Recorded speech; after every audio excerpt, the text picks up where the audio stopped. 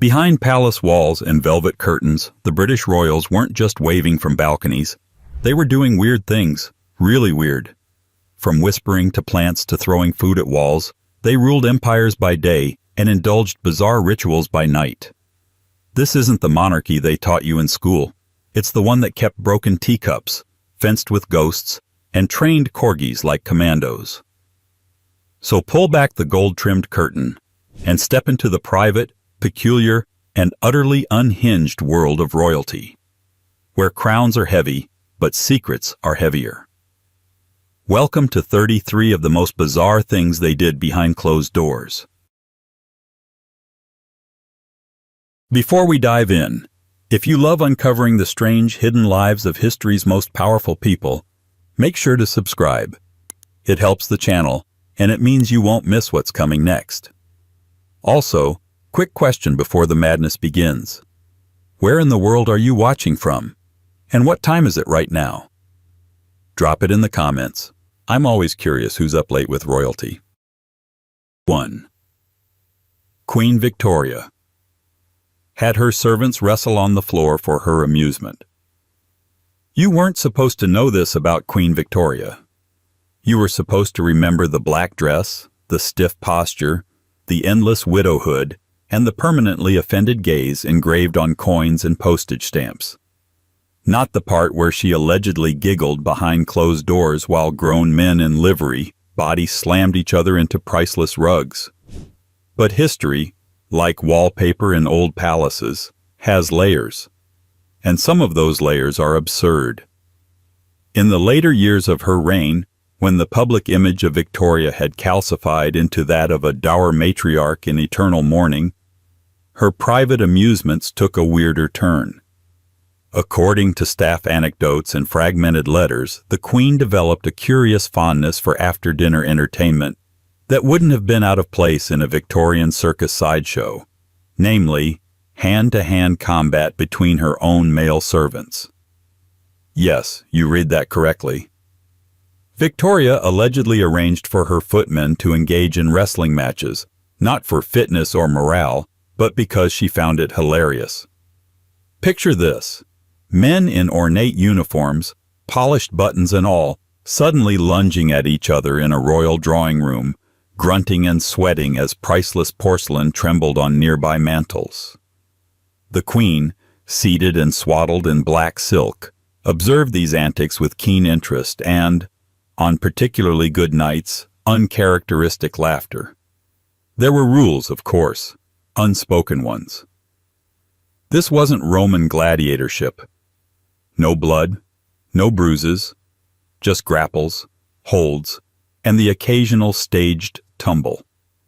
Think, elite butlers playing WWE, but with tighter waistcoats and more existential dread. The footmen themselves, typically chosen for their height, appearance, and silence, reportedly had little say in the matter. Their job was to entertain. That was the gig. If Her Majesty wanted a living chess match, you became a knight. If she wanted a wrestling match, you became the mat. Some historians scoff at these claims. They cite lack of formal records or suggest exaggeration by gossipy underbutlers with axes to grind. And sure, the British Royal Archives are a bit tight-lipped when it comes to Queen Victoria's Secret Fight Club. But then again, the archives also don't contain any denials. What's more unsettling is how ordinary it would have felt at the time. Royals had an elastic sense of entertainment. Court dwarfs, pet monkeys, poetry recitals, and yes, watching human beings physically perform like wind-up toys. It all lived in the same moral zip code. The line between majesty and absurdity wasn't just blurry. It was ceremonial. It's hard to say what Victoria got out of it. Maybe it broke the unbearable monotony of court. Maybe it gave her a sense of control. Or maybe it was simply funny. Funny in the way only someone who hasn't done laundry in 60 years can find the spectacle of a footman losing a shoe mid-headlock. But the deeper question beneath the mahogany furniture and ancestral portraits is this. What happens to morality when no one can say no to you? When your giggles are law and your boredom is a national emergency? Of course, Queen Victoria wasn't the only monarch with temperature issues, social or literal.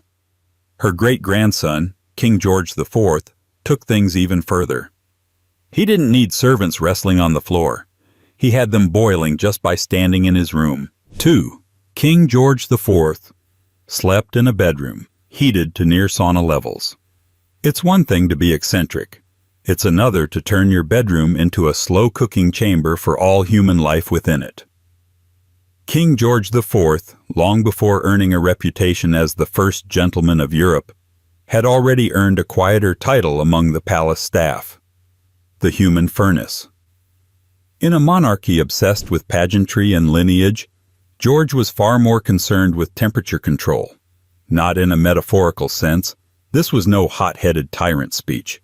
This was literal, thermodynamic, obsessive. The man couldn't stand cold air.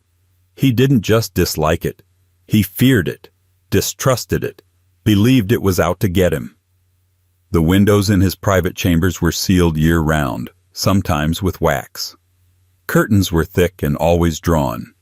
Doors were padded. There are accounts, some second-hand, others etched in staff logs, of fireplaces being stoked well into the summer months. As for the bedchamber itself, it was described as a Turkish bath masquerading as a royal suite. Attendants reported working in layers of wool and silk only to strip down to their undergarments within 5 minutes of entering the room. There were complaints of dizziness, nausea. One man fainted while polishing silver. Another lost his eyebrows in a near-fireplace mishap. But the king? The king thrived in it. He would lounge in his heavily adorned bed, more throne than mattress, surrounded by feathered pillows, embroidery, and a heat haze thick enough to warp candlesticks. His nightly routine involved multiple hot water bottles, fur-lined blankets, and a canopy so heavy it once dislodged the ceiling plaster. Physicians begged him to reconsider. He refused. He knew better, of course. The royal bloodstream, as ever, was immune to medical advice. What's worse, this wasn't just a private indulgence. Wherever George went, heat followed. Carriages were insulated like coffins. Summer estates became winter lodges. At one point, he demanded a ballroom be retrofitted with portable furnaces during a formal dinner. The guests roasted in their gowns. One diplomat from Sweden had to be helped out of his uniform. The king merely dabbed his forehead and ordered more Madeira. It wasn't just about comfort. It was about control. George was a man who had lost it in almost every other area: public image, physical health, political clout. His body ballooned. His debts multiplied. His mistresses threatened exposure. But in his private quarters, he held dominion over air itself. Heat became his armor, his invisible curtain, the one element he could bend to his will. There's something darkly poetic about a monarch sweating through silk sheets while the world outside froze under policy gridlock and economic unrest. His subjects were burning coal to survive the English chill. He was burning logs to keep from remembering he had once been young and desired. And yet, the strangest part might not be the temperature. It might be the silence from the staff. No mutiny, no rebellion, just endless compliance, men in waistcoats melting quietly into the drapes. Because when the king asks for warmth, you give him fire, even if it scorches your lungs. Of course, heat was just one way of asserting power. For Charles II, the assertion came in the form of controlled chaos, by letting his dogs run the bedroom like they owned the place. Which in a way they did. By the way, if you've made it this far into royal sauna bedrooms and dog-filled boudoirs, you're clearly one of us, so why not hit that subscribe button? There's plenty more bizarre royal behavior ahead. And while you're here, tell me, where are you watching from and what time is it right now? Are you in bed, on a train, hiding at work? I always love seeing who's along for the ride and when. 3. Charles II kept dozens of pet dogs in his bedroom. Charles II was a man of many appetites. Most of them are catalogued in dusty court records and even dustier innuendo. But amid the royal scandals and restoration politics, there is one peculiar detail that keeps popping up in memoirs, letters, and domestic logs like a stray hair on a velvet pillow. The dogs. Not just one or two noble hunting hounds resting by the fire. We're talking dozens, small, spoiled spaniels, scurrying beneath brocade curtains and piddling on hand-woven carpets from Persia. His bedchambers, by all reliable accounts, were overrun with them. The breed? The King Charles Spaniel, of course. Named after him, presumably because he refused to leave a room unless at least 3 were trailing behind him like fluffy courtiers. They were soft, they were small, they were loyal, and they had full access to the most intimate corners of royal life. Literally. The dogs slept on his bed, nestled against silks and perfumed pillows. They darted beneath tables during private meetings. They were known to leap onto visiting ambassadors mid-audience, trailing mud and fur across ceremonial robes. The court might have had a pecking order, but the dogs had carte blanche. And yet, no one dared complain. A low-ranking courtier might suffer a week of public ridicule if he so much as nudged one aside. The dogs, you see, were part of the king's emotional entourage. In a court teeming with espionage, betrayal, and the exhausting performance of loyalty, these creatures offered something dangerously rare: affection with no political strings. Some historians chalk it up to loneliness. Charles had spent his youth in exile, watching his father be executed, bouncing across foreign courts with no real home. Dogs, unlike monarchs or mistresses, didn't ask questions. They didn't betray secrets. They didn't remind him of legitimacy or loss. Others say it was simply a lifestyle.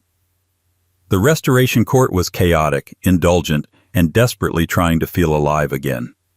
The monarchy had been dismantled and rebuilt. Trust was low, liquor was high.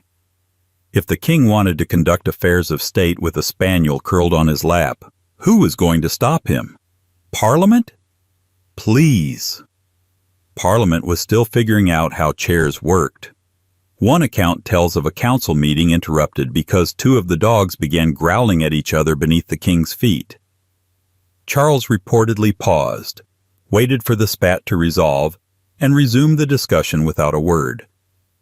Another story claims he once delayed a diplomatic envoy because one of his favorites, named Dot, was having a nap on his cloak. The envoy waited. Dot did not apologize. But here's the thing. The dogs weren't just dogs. They were emblems of indulgence. Living proof that Charles could, and would, rewrite decorum according to his whims. Where his father ruled with divine austerity, Charles ruled with a raised eyebrow in a house full of barking chaos. And yet, behind all the fur and frivolity, there's something unmistakably human about it. The need to surround oneself with softness in a world made of sharp expectations. To find loyalty not in men, but in creatures too naive to plot. Of course, not every royal formed emotional bonds with animals. Some preferred inanimate objects. Queen Elizabeth I, for instance, developed relationships with wigs, plural, and yes, she talked to them. 4.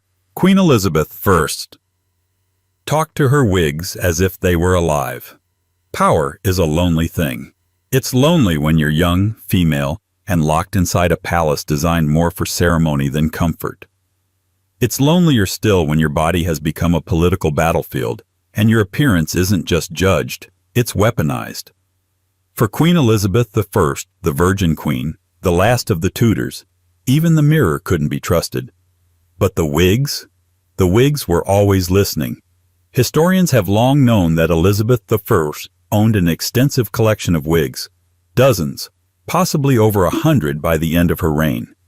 They came in every shade of red and gold, carefully styled into the elaborate coils and curls that defined her public image.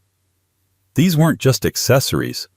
They were armor, manufactured versions of herself, each piece a lie she wore like a crown. But in the privacy of her chambers, away from courtiers and diplomats, something stranger happened. She talked to them. Not just idle muttering, not notes to a lady-in-waiting. She conversed with them, with specific ones, favorite ones, as if they were old friends, or ghosts. There are scattered reports from attendants who overheard the Queen addressing her wigs by name. One supposedly was called Rowena, another Diana. She would ask them rhetorical questions while dressing. Shall we be fierce today? Or, will they believe you more than me? She was known to scold them when they didn't sit right, to praise them when they helped her command a room. One servant described it as a kind of prayer with hair. Another simply called it unnerving. To be fair, Elizabeth had reasons to anthropomorphize her disguises. After a nearly fatal bout of smallpox in 1562, her skin was scarred and patchy. Her once lustrous hair thinned dramatically. For a monarch who ruled by image as much as decree, this posed a crisis. She couldn't appear vulnerable. Vulnerability, for a woman in power, was synonymous with failure, so she created new faces, and then she talked to them. Some suggest it was a coping mechanism, a ritual to reclaim power over a body that had betrayed her. Others think it was strategic. Elizabeth was known for psychological warfare. She could freeze a man with silence or destroy him with charm. Speaking to her wigs may have been a private rehearsal, practicing reactions, building personas, testing the angles of persuasion. And then, of course, there's the possibility that she simply needed company. Not advisors or nobles, not foreign suitors or scheming cousins, but something simpler. Something that wouldn't lie or beg or plot. Inanimate listeners who wouldn't care whether she was a queen or a woman with a ruined complexion. What's more chilling is how often people noticed and said nothing. Because who was going to question her? The monarch who turned down marriage proposals from half the crowned heads of Europe? The ruler who signed death warrants before breakfast? No one dared confront her for talking to the tools of her deception. If anything, they bowed to the wigs too. Her court watched as she disappeared behind lacquered veneers and velvet facades, slowly transforming from a human into an icon. And the wigs watched her right back. Of course, not every monarch was concerned with appearances. Some were quite the opposite.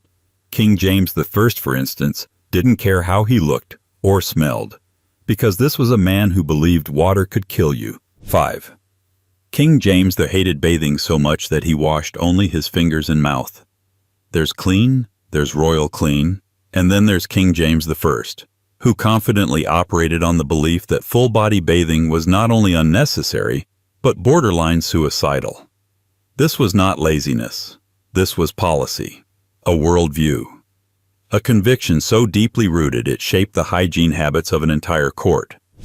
The man who sponsored the King James Bible, who survived the gunpowder plot, who ruled over both England and Scotland with theatrical flourish, was also, by all reliable accounts, a man who abhorred the sight of a filled bathtub. He didn't just avoid bathing, he opposed it. James believed that immersing the body in water opened the pores to bad humors, corrupt vapors, and invisible poisons floating through the air like vengeful spirits. These weren't fringe ideas. At the time, many elites thought water was less cleansing than contaminating. But James made this paranoia into something closer to performance art. His personal hygiene ritual was minimalist, to say the least. He allowed attendants to gently wipe his hands and occasionally his face, specifically around the mouth, with damp cloths infused with scented oils. Anything beyond that was viewed as medical risk-taking. Water touching the torso? Madness. A rinse below the waist? Practically heretical. And no one dared question it. His physicians, perhaps sensing that suggesting a bath might lead to professional exile, instead offered him perfumes, sachets, and the occasional orange studded with cloves. Essentially, the royal version of spraying air freshener on a bonfire. Now, to be fair, James did not consider himself dirty. He thought of himself as protected, preserved.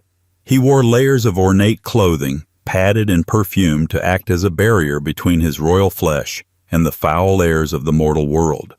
He took great pride in his appearance. He liked bright fabrics, elaborate hose, and long sermons about virtue, just not soap. Those close to him adjusted. Courtiers learned to maintain respectful distance.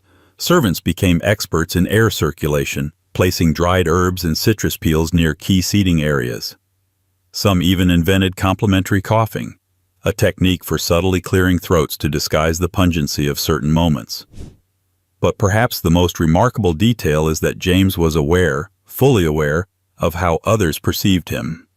He once joked that he smelled like a king ought to smell, which could either be interpreted as wit or warning, depending on how close you were standing at the time. His aversion to bathing wasn't limited to himself either. The court took cues from the monarch. Bathing fell out of fashion. Elaborate lace ruffs and thick velvet cloaks helped mask what hygiene could not. And just like that, a new royal aesthetic was born, decadently dressed and faintly aromatic. It's tempting to write this off as another charming oddity of royal life, a historical footnote soaked in irony. But James's fear of the body, its needs, its vulnerabilities, its very fleshiness, points to something deeper. A monarch trying to distance himself from mortality by never rinsing off the proof that he was human. And yet, even James I had his moments of ritualized vanity. He may not have bathed, but he certainly had opinions about posture. Enter George IV, another king, another mirror, and an entirely different kind of private performance. 6.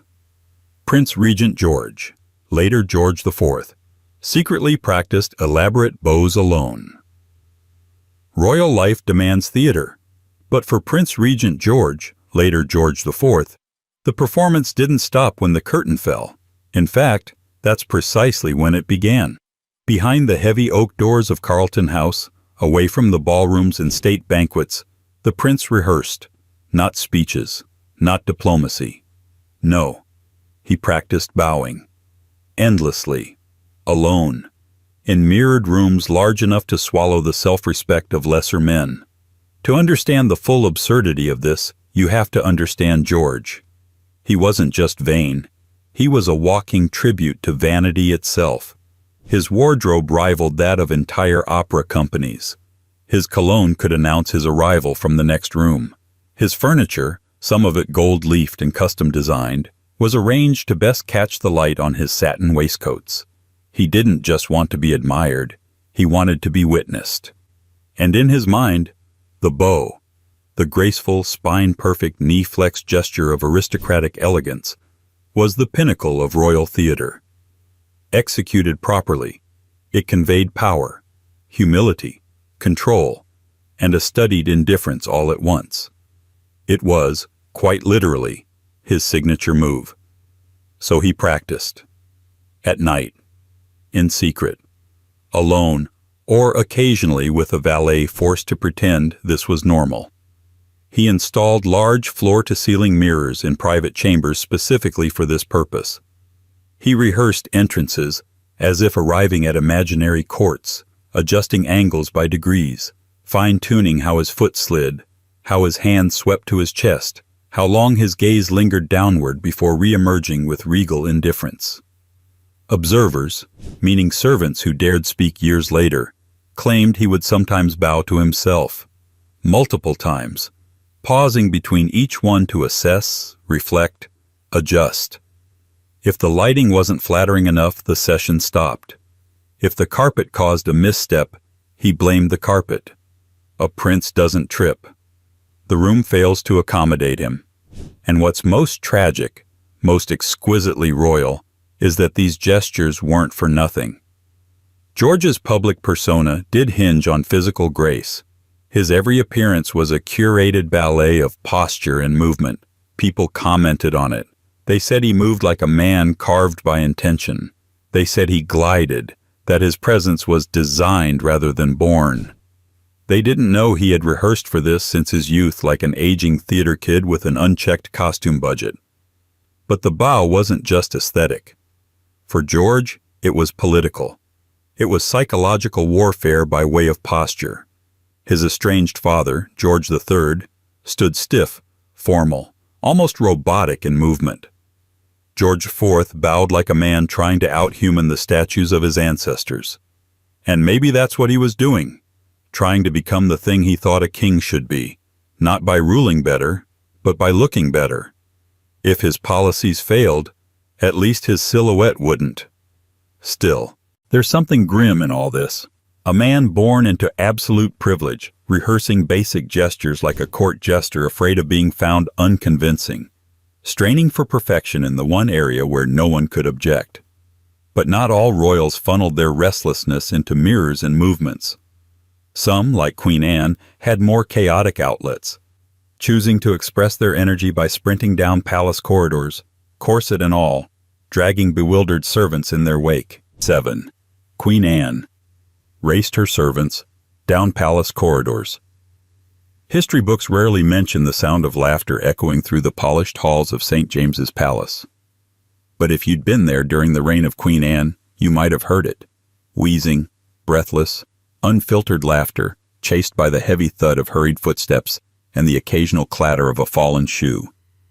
It wasn't a riot or a rebellion. It was the Queen. Running.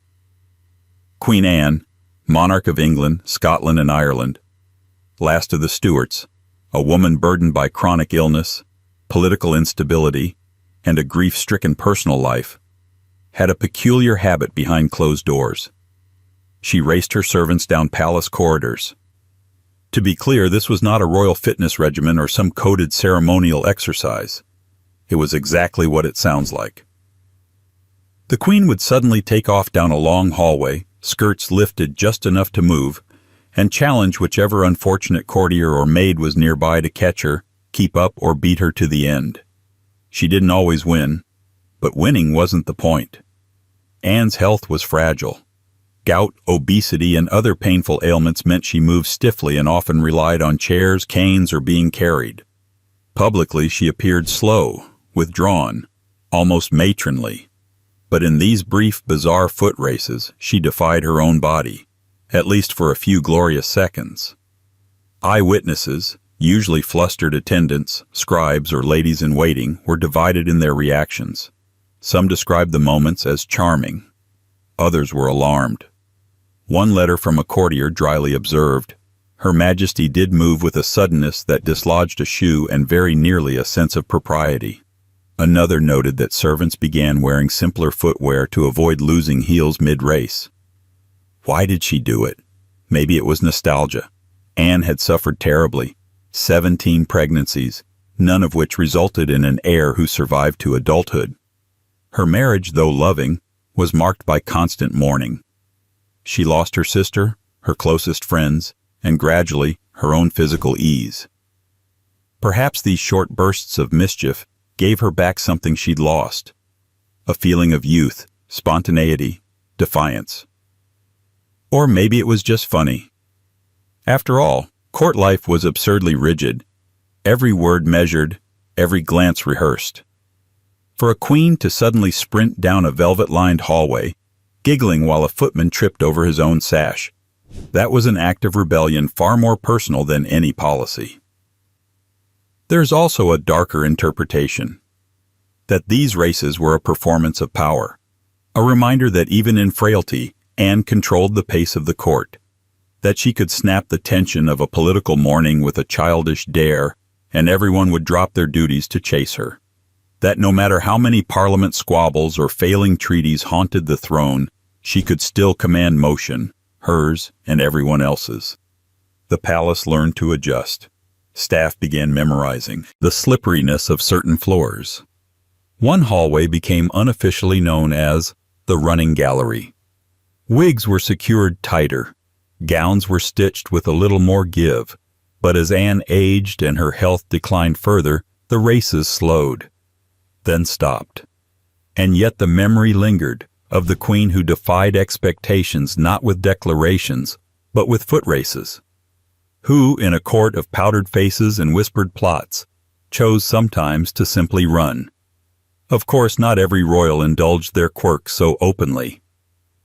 Edward VII, for instance, required something far more choreographed, an entire team of servants to get him dressed like clockwork machinery, every morning, every sock, every second perfectly timed. 8. Edward VII insisted on being dressed by multiple servants at once. Before there were stylists, there were valets.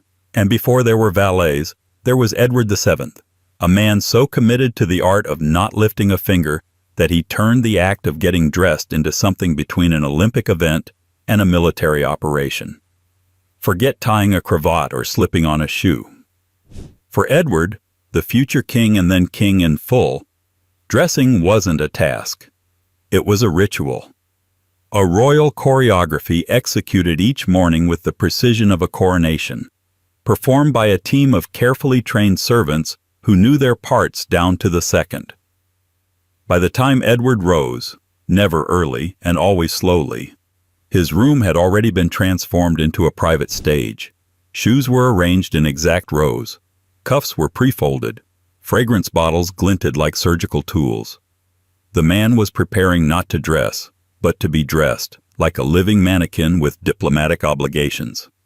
Each servant had a role. One for socks, one for trousers, one for shirts, another for waistcoat, one focused entirely on cufflinks and rings. And that's not even counting the staff member responsible for pressing, brushing, and rotating the king's dozens of identical but non-interchangeable hats. It was said that Edward could be dressed from nightgown to full court regalia in under 10 minutes, but only because 6 men worked in synchrony, layering him like a wedding cake in reverse. And woe unto the man who mistimed his step. If one sock went on too soon or the shirt sleeve wasn't aligned perfectly, the entire operation halted. Edward, who had a reputation for indulgent humor in public, became ruthlessly exacting behind closed doors. He wouldn't rage. He'd simply go silent. A deadly silence. The kind that made servants wish they'd been demoted to stable duty or sent off to inventory the royal cutlery. But for Edward, this wasn't extravagance. It was necessity.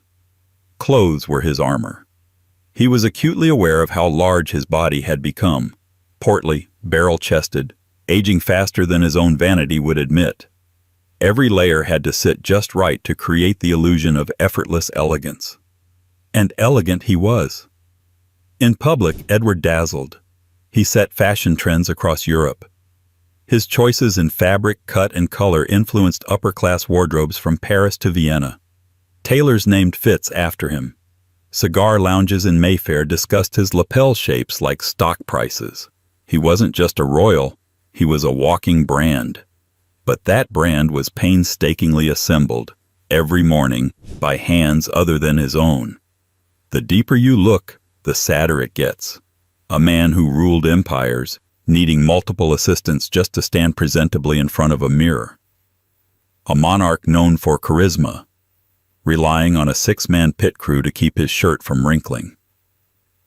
Was it laziness? Vanity? Or was it something else entirely?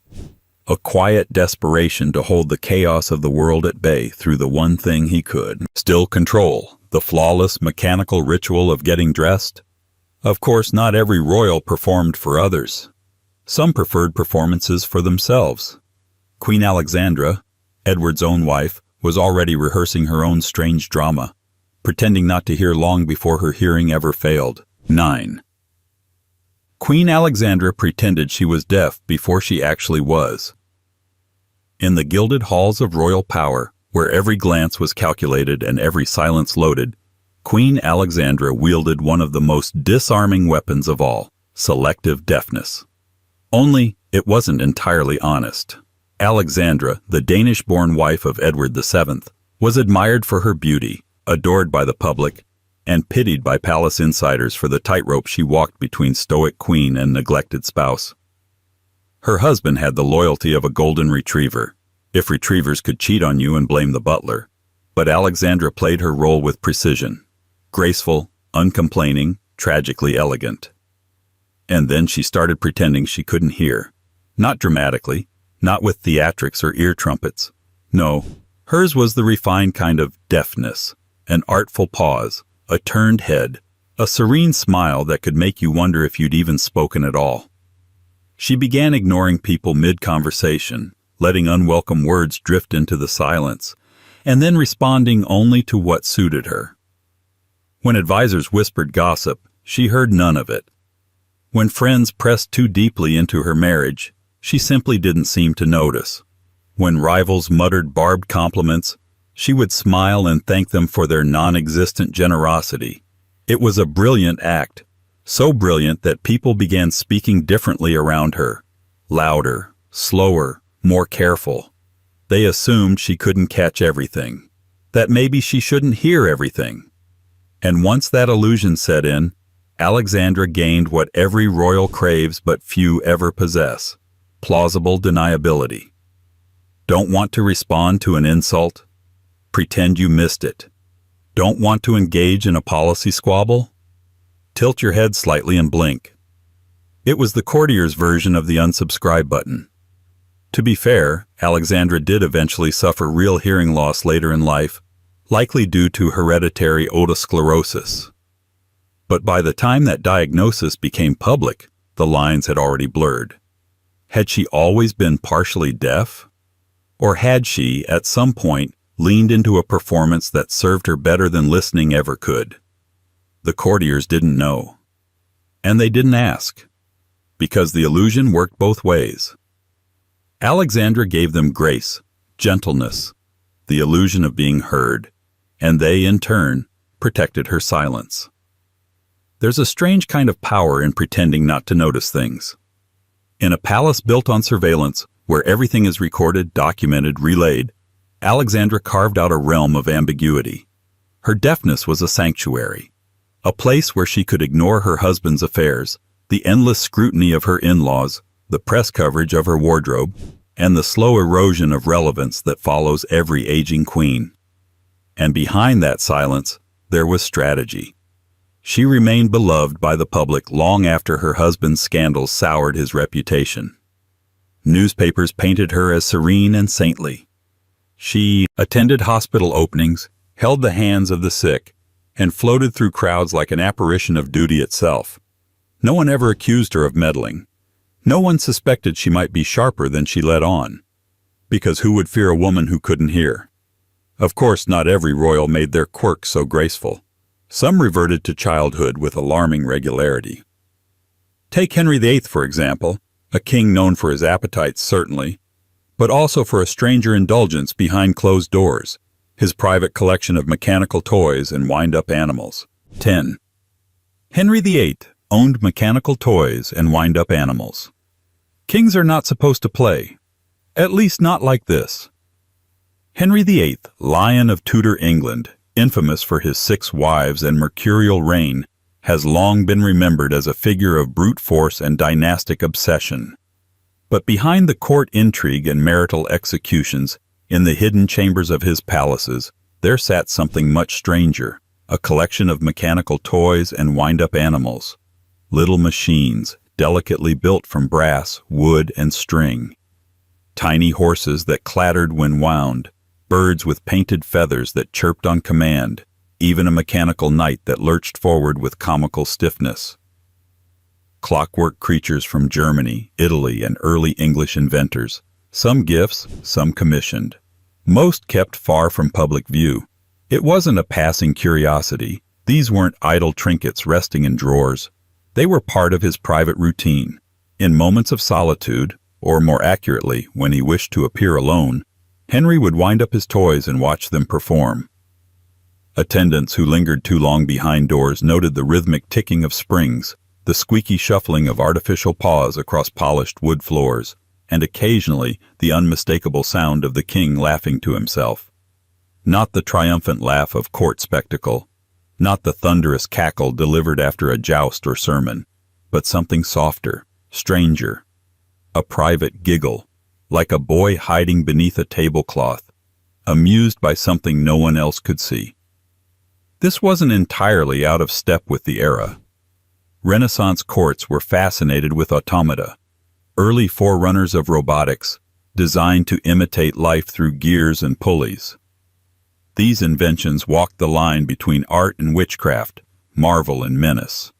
They were symbols of human ingenuity, but also, sometimes, of delusion. For Henry, they were more than novelty. They offered control. Total, predictable control in a life where almost nothing behaved as it should. Wives disobeyed, heirs died, courts rebelled, bodies failed, but wind-up birds chirped when told. 10 men bowed without complaint. The mechanical never disappointed him. Some historians speculate the toys offered a therapeutic escape, especially as Henry's health deteriorated. The once vigorous king became increasingly immobile, swollen with disease and bitterness. His physical decline was steep, humiliating, and shrouded in silence. But inside his toy collection, everything still moved. Small creatures sprang to life at his fingertips, even as his own limbs refused. There's a certain melancholy in imagining England's most famously domineering monarch hunched over a miniature automaton, watching it loop its preordained steps. Power reduced to a private ticking spectacle. Authority softened into play. And yet, the toys never left his chambers. He never showed them at court. They were not part of the performative kingship, the tournaments, the feasts, the masks. This was not for his subjects nor for his rivals. It was a secret indulgence, possibly a vulnerability, wrapped in brass and painted lacquer. But perhaps the most unsettling part of all is the innocence of it.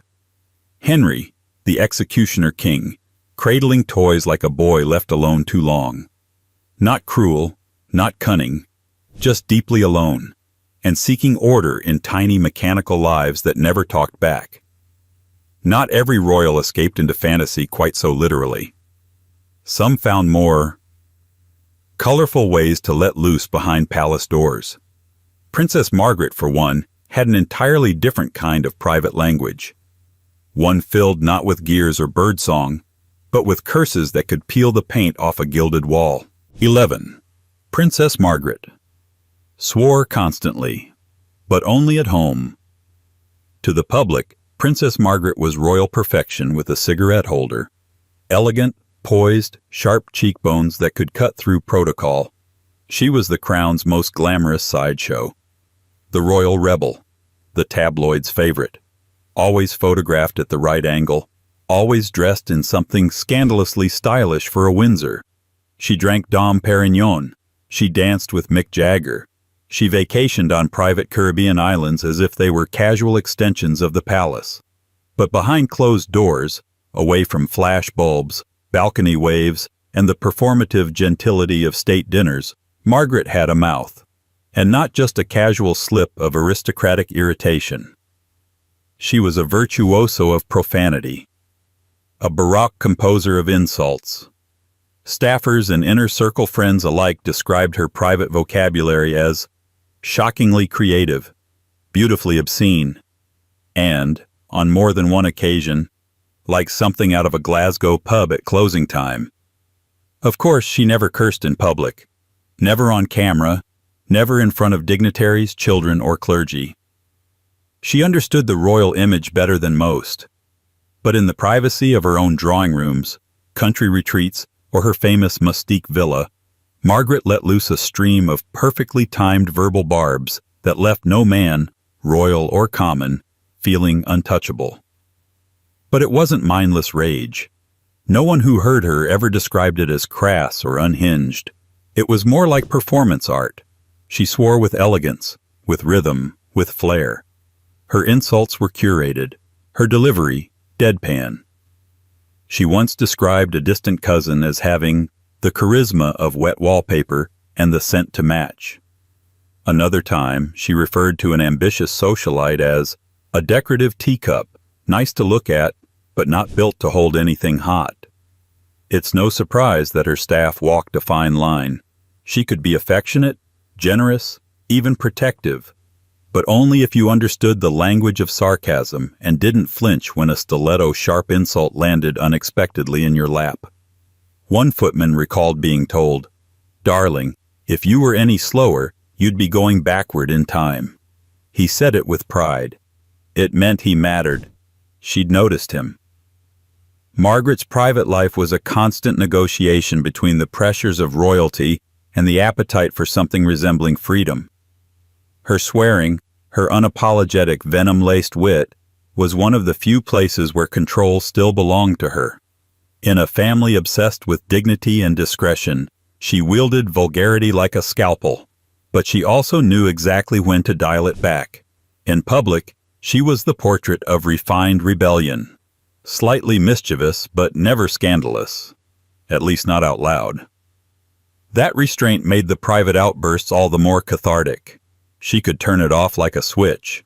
A woman born into ceremonial silence who found a private volume only a select few were allowed to hear. And maybe that was the point. Royal life is all about suppression, of feelings, opinions, identity.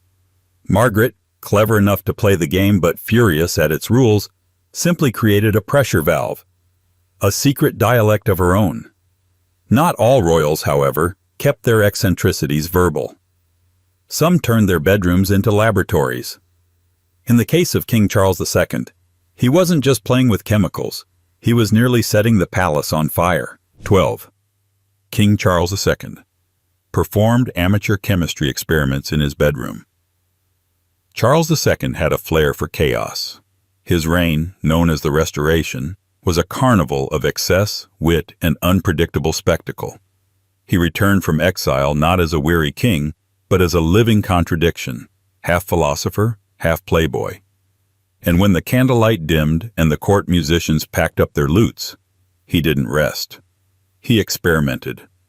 Literally.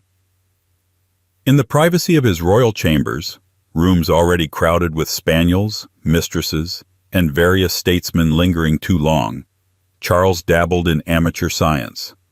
Except, in typical Charles fashion, it wasn't quiet, it wasn't careful, and it certainly wasn't safe.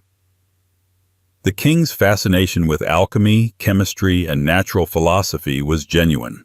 He wasn't playing at intellect. He corresponded with scientists, founded the Royal Society in 1660, and occasionally insisted that philosophical discussions be held during supper. But while the Royal Society performed its experiments under controlled conditions, Charles preferred the thrill of danger, preferably involving open flames, unmarked glass bottles, and flammable substances. His private chambers became a kind of royal laboratory, half bedroom, half explosive trap. Witnesses described tables littered with beakers, vials, metals, and substances best left to professionals. Mercury, sulfur, alcohol tinctures. At one point he took a particular interest in distilling his own essences, attempting to extract oils from plants, metals from ores, and, according to one wide-eyed valet, fire from salt, though no one quite knew what that meant. Accidents were inevitable. On more than one occasion, the smell of something acrid and unmistakably burning leaked from beneath his chamber doors, causing guards to hesitate before entering. A maid once fainted from the fumes. A courtier reported seeing a patch of scorched carpet behind the king's desk, casually hidden by a decorative rug. And yet, Charles loved it. He described his experiments with the same passion others reserved for battle victories. Not for show, either. This wasn't a king trying to impress his circle with some new fashionable pastime. It was curiosity, restless, relentless curiosity. But here's the irony. Charles II, with his mistresses and masks, his gardens and banquets, is often remembered as a frivolous monarch, a man of pleasure, not principle. And yet, he spent hours crouched over boiling flasks, risking eyebrows and dignity, chasing the same questions that would later birth the Enlightenment. Of course, palace staff were less enchanted. His personal physician reportedly begged him to conduct his chemical antics outside the royal living quarters. Charles refused. He claimed he could concentrate better in his bedchamber, possibly because no one dared interrupt him there.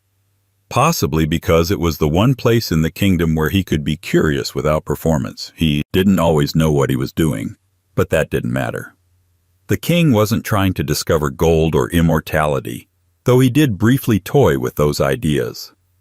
He was chasing the unknown, however clumsily, because the rest of his life was suffocatingly known.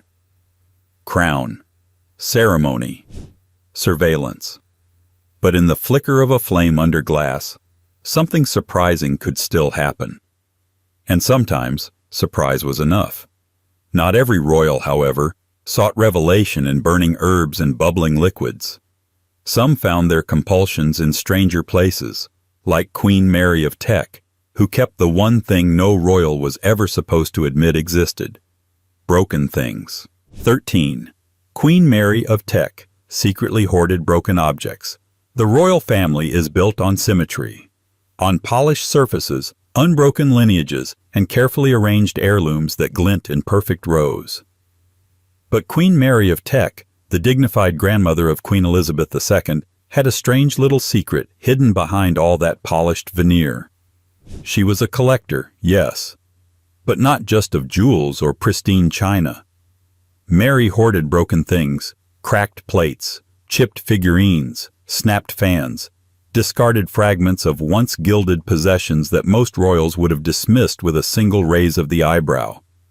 If it had a history, Mary wanted to keep it, even if it no longer worked, sparkled, or matched the decor.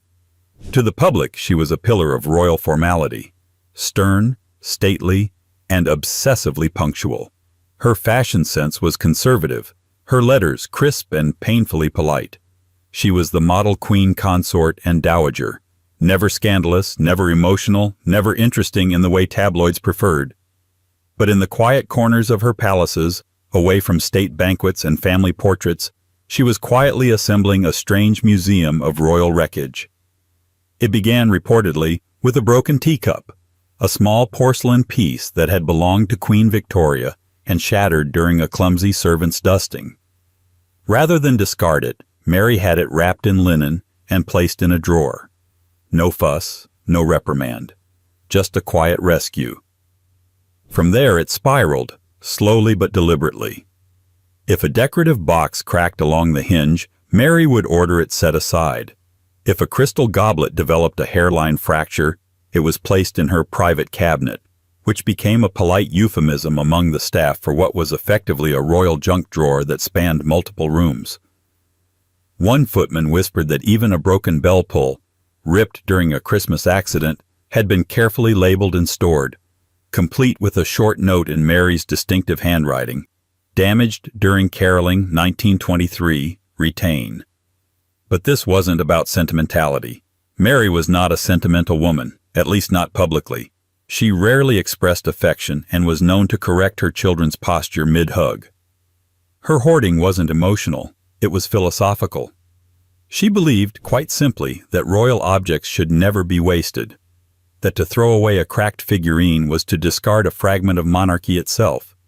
Everything had value, even in ruin, especially in ruin. Her fixation disturbed some. Palace staff learned never to toss anything without permission. A housemaid once buried a chipped chamber pot behind the stables to avoid Mary's scrutiny, only to have it mysteriously retrieved days later and placed on a shelf marked miscellaneous ceramics. But the most unsettling part was how Mary handled her hoard. She didn't try to repair the objects. She didn't display them proudly. She just kept them, tucked away in private cabinets, boxes, velvet-lined drawers, as if acknowledging their imperfection made her own relentless perfectionism more bearable. In a world where everything had to be immaculate, these broken objects offered quiet rebellion. They whispered that not everything had to shine, that even the cracked and useless could still be honored, if not used. And maybe that's the closest Queen Mary ever came to vulnerability.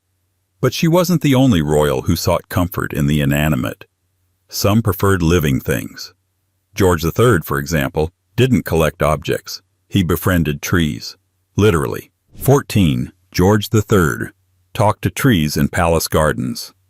George III, that unlucky monarch best remembered for losing the American colonies and descending into episodes of mysterious madness, spent much of his reign walking a tightrope between ceremonial poise and private disintegration. But even during his more lucid periods, when he was governing the realm, attending parliament, and maintaining a court so rigidly moral it made his sons recoil, there was a particular habit that quietly unsettled everyone around him. He talked to trees, not in the metaphorical, poetic, or philosophical sense, not like Wordsworth waxing about daffodils, or a romantic yearning for nature's embrace. No, George III held full conversations with specific trees in the palace gardens. He named them. He greeted them. He asked after their well-being, and on occasion, when gardeners pruned them too aggressively, he apologized to them. He didn't just enjoy trees, he had relationships with them. Accounts from staff at Kew Palace in Windsor describe a king who could be seen wandering the grounds in the early morning or late afternoon, hat in hand, stopping before a favored oak or elm and addressing it as if it were an old friend. He would inquire about how the winds had treated it. He'd scold a squirrel for disturbing its branches. And then, after a pause, he'd nod as if listening to a reply. These conversations were calm, deliberate, and oddly tender. Unlike the more famous periods of his life, marked by fits of erratic speech, frenzied letter writing, and the tragic confinement that followed his mental breakdowns, his moments among the trees seemed to bring him a kind of order. The palace staff didn't mock him, not openly. They walked a careful line between concern and deference. Some believed it was harmless eccentricity. Others worried it was an early sign of his mental deterioration. After all, by the early 19th century, the king's health, both mental and physical, had become a matter of national anxiety. Physicians circled him like bees around honey. Parliament waited nervously for updates. But the trees didn't judge. The trees didn't write reports. There's something painfully human in it, isn't there? A monarch surrounded by courtiers and advisors, none of whom could be trusted to speak plainly, turning instead to the only living things in his life that wouldn't betray or misunderstand him. Trees, with their silence, their age, their rooted wisdom, became the perfect confidants. And this wasn't a one-off quirk. His affection for the natural world was documented throughout his reign. He supported agricultural reform. He took personal interest in botany and crop rotation. But in the garden, alone, the scientific curiosity gave way to something more childlike, less academic, more emotional, a man speaking to trees because he no longer knew how to speak to people. Even as his condition worsened, George insisted on walking in the gardens. Attendants would gently steer him away from public areas, knowing the sight of a king talking to a beech tree like an elderly aunt could spark whispers. But the king didn't seem to care. He continued his one-sided dialogues, sometimes raising his voice when a tree had been trimmed, or offering consolation to a frost-bitten branch as if it had endured a personal tragedy.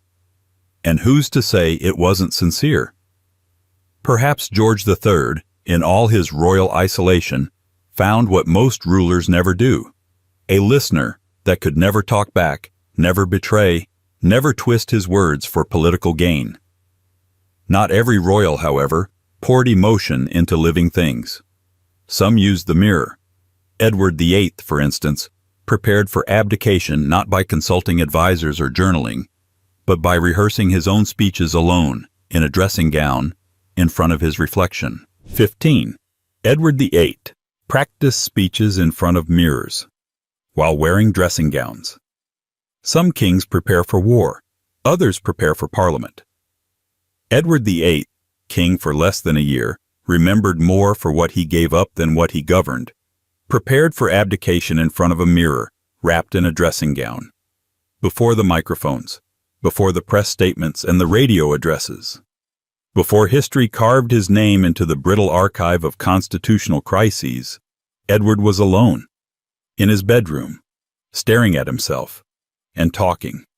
Multiple accounts, from palace aides, former valets, and the kind of insiders who only talk once a monarch is comfortably dead, reveal that Edward rehearsed speeches in solitude. Not just any speeches, big speeches, emotional speeches, the kind that carried the weight of scandal, personal failure, and romantic catastrophe. He would pace, pause, then pivot to face his reflection. His hands moved deliberately, gesturing as if an imaginary audience were watching. Sometimes he used props, a letter, a cigarette, a pocket square. Other times it was just him, the mirror, and the ghost of the man he wanted to be. He practiced tone. He practiced gravitas. He practiced looking devastated, then noble. He would deliver the same line half a dozen times, subtly adjusting inflection, until he found the version that sounded least like he was lying. And always, he did it in a robe. Not the royal uniform, not the tailored military garb he was so often photographed in, but soft, expensive robes, loose, intimate, private. There was something almost theatrical about the contradiction, rehearsing public humiliation in the most vulnerable outfit he owned. This wasn't narcissism. Or at least, not just narcissism. Edward was obsessed with his public image, yes, but not in the same way as, say, George IV and his mirror-obsessed beaux. Edward's reflection wasn't about glory. It was about control. He knew what was coming. The constitutional wall, the backlash, the throne that would not bend to the demands of his heart. And so he rehearsed, so that when the collapse came, he could make it look like a decision. And here's the tragic part. It worked. His famous abdication speech, "I have found it impossible to carry the heavy burden of responsibility and to discharge my duties as king as I would wish to do without the help and support of the woman I love," was smooth, practiced, devastatingly calm. Delivered with just enough pause, just enough heartbreak, just enough gravitas to make it history. It sounded real because it was rehearsed to feel real, for hours, possibly weeks. One former staffer recalled hearing muffled words through the door late at night. Not conversations, monologues. Not talking to someone, talking through something. The way a stage actor murmurs lines backstage, warming up for a scene that only matters because it looks spontaneous. And maybe that's what Edward always wanted, not to be king, but to play one convincingly until the final act, until the audience felt it. He never returned to the throne, but he never stopped performing either, and he wasn't alone in his taste for performance. Just a generation earlier, Queen Caroline of Brunswick found a different kind of chaos in her private chambers, by turning her bedroom into a miniature jungle, complete with exotic pets that stole food off her plates. 16. Queen Caroline of Brunswick kept exotic pets in her bedroom. For most royals, private chambers are a sanctuary of routine. Velvet curtains, gold-trimmed furniture, and enough etiquette to choke a bishop. But for Queen Caroline of Brunswick, estranged wife of George IV, the bedroom wasn't a place of rest. It was a jungle. A noisy, mischievous, feathered, clawed, sometimes screeching jungle. Caroline, to put it mildly, did not subscribe to conventional standards of royal decorum. She had a knack for scandal, a taste for spectacle, and a lifelong grudge against her husband that she carried like a scepter. But perhaps her strangest rebellion came in the form of what she allowed to live with her, literally, in her bedroom. Among her private menagerie were birds of vivid plumage, monkeys with a penchant for theft, and small mammals of questionable legality. They perched on chairs, nestled in drapery, and clambered over dressing tables. Servants were warned not to leave food unattended, not because of pests, but because a cockatoo might dive-bomb their plate, or a monkey might vanish with a spoon. The queen, by all accounts, adored the chaos. She named each animal, spoke to them as if they were courtiers, and allowed them to roam freely through her chambers, even during private dinners or while receiving visitors in her boudoir. There are accounts of her attempting to hold conversation while gently prying a stolen biscuit out of a lemur's tiny, determined hands. Naturally, this did not go unnoticed by the palace staff, or the court. Gossip circulated fast, especially in a monarchy obsessed with image. Guests who entered her rooms expecting quiet diplomacy instead found themselves dodging bird droppings and trying not to flinch, as a parrot screamed expletives it had learned from the kitchen staff. One diplomat visiting from Austria reportedly left early after a ferret crawled into his boot while he was mid-toast. Another guest claimed he watched a monkey overturn an inkwell during a letter signing, only for Caroline to shrug and say, "He's learning to write." Her estranged husband, George IV, was appalled. Of course, their marriage had collapsed in record time. They separated within a year of their wedding, and George famously tried to keep her from being crowned queen at all. But Caroline's private zoo gave him fresh ammunition. He accused her of being undignified, foreign, vulgar, to which she responded, essentially, by inviting more animals into the bedroom. But this wasn't just eccentricity for its own sake. There was defiance in it.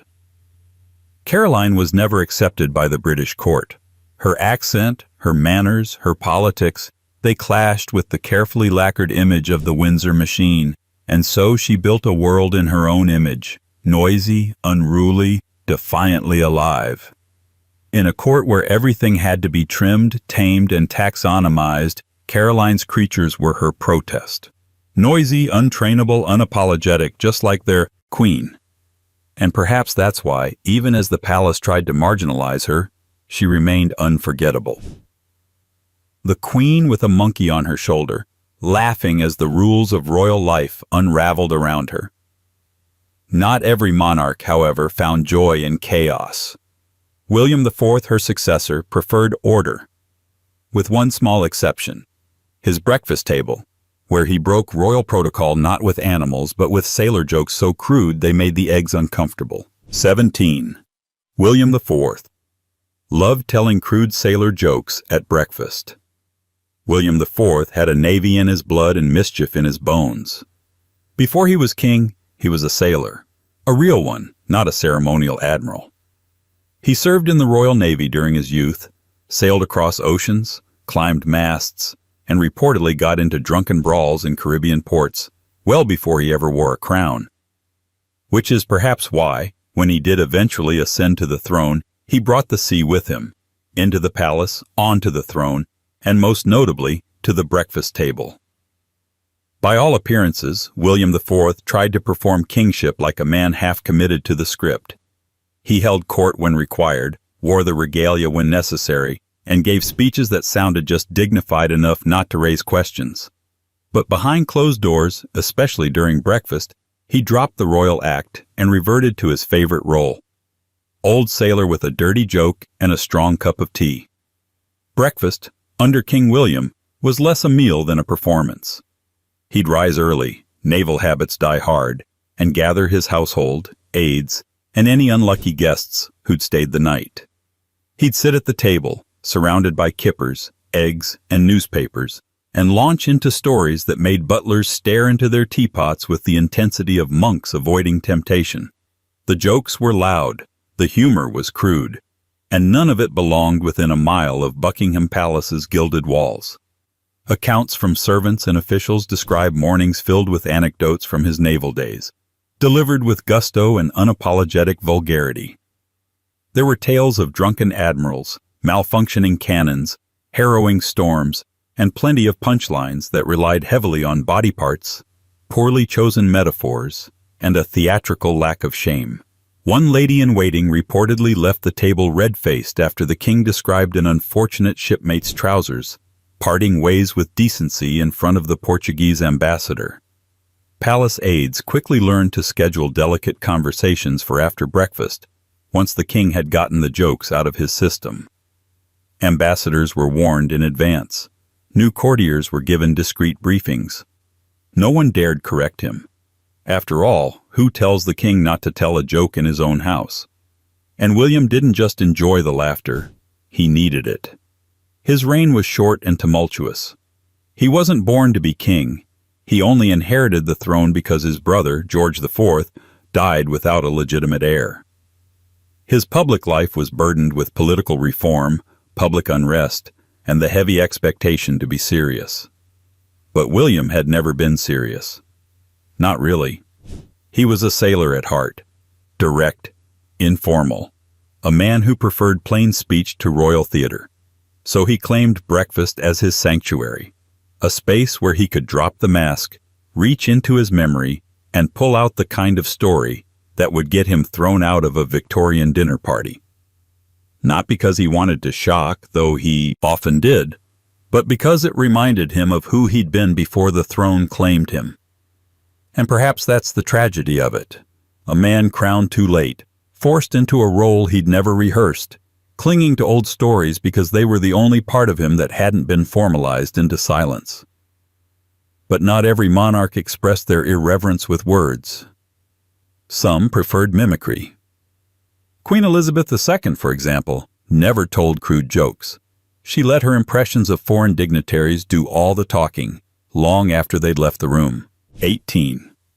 Queen Elizabeth II quietly mimicked visiting dignitaries after they left. Queen Elizabeth II was famously restrained. For over 70 years, she played her role like a seasoned actor who never forgot a line, not once breaking the composure that defined her reign. She smiled politely through decades of scandal, stood unflinching through national tragedies, and shook hands with people she'd probably rather not have touched. If she ever wanted to scream, sigh, or roll her eyes, she did it on the inside, where cameras and historians couldn't follow. But even the Queen needed a release valve, and according to the whispers of palace staff and longtime insiders, she had one. Impressions. Not speeches, not rehearsed public statements. Impressions. Uncannily accurate, sharply observed, and often bitingly funny.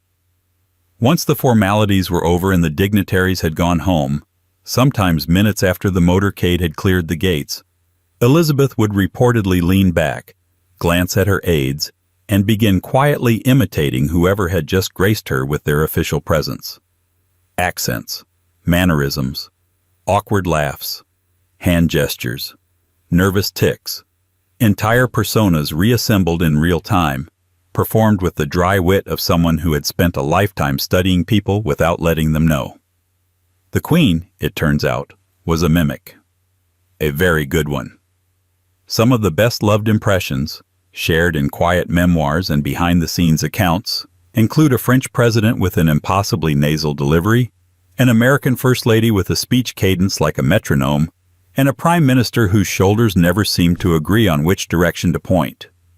She would do their voices, their peculiar phrasing, even the pauses between their sentences, all with the same regal posture she maintained in public, which made the effect all the more surreal.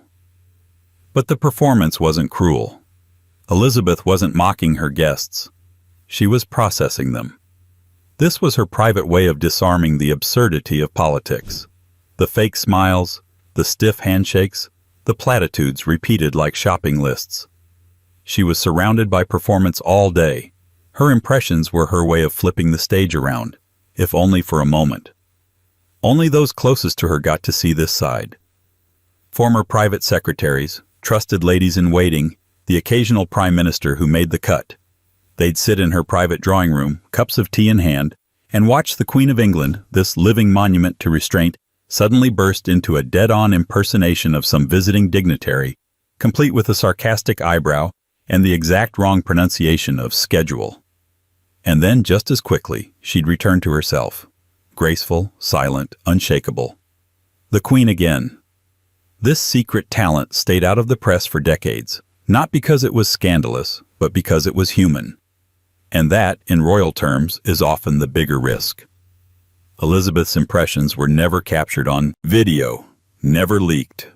They lived in the stories told behind closed doors by people who knew they'd seen something rare. The Queen, unfiltered, not through crisis, but through comedy. And maybe that's why they mattered.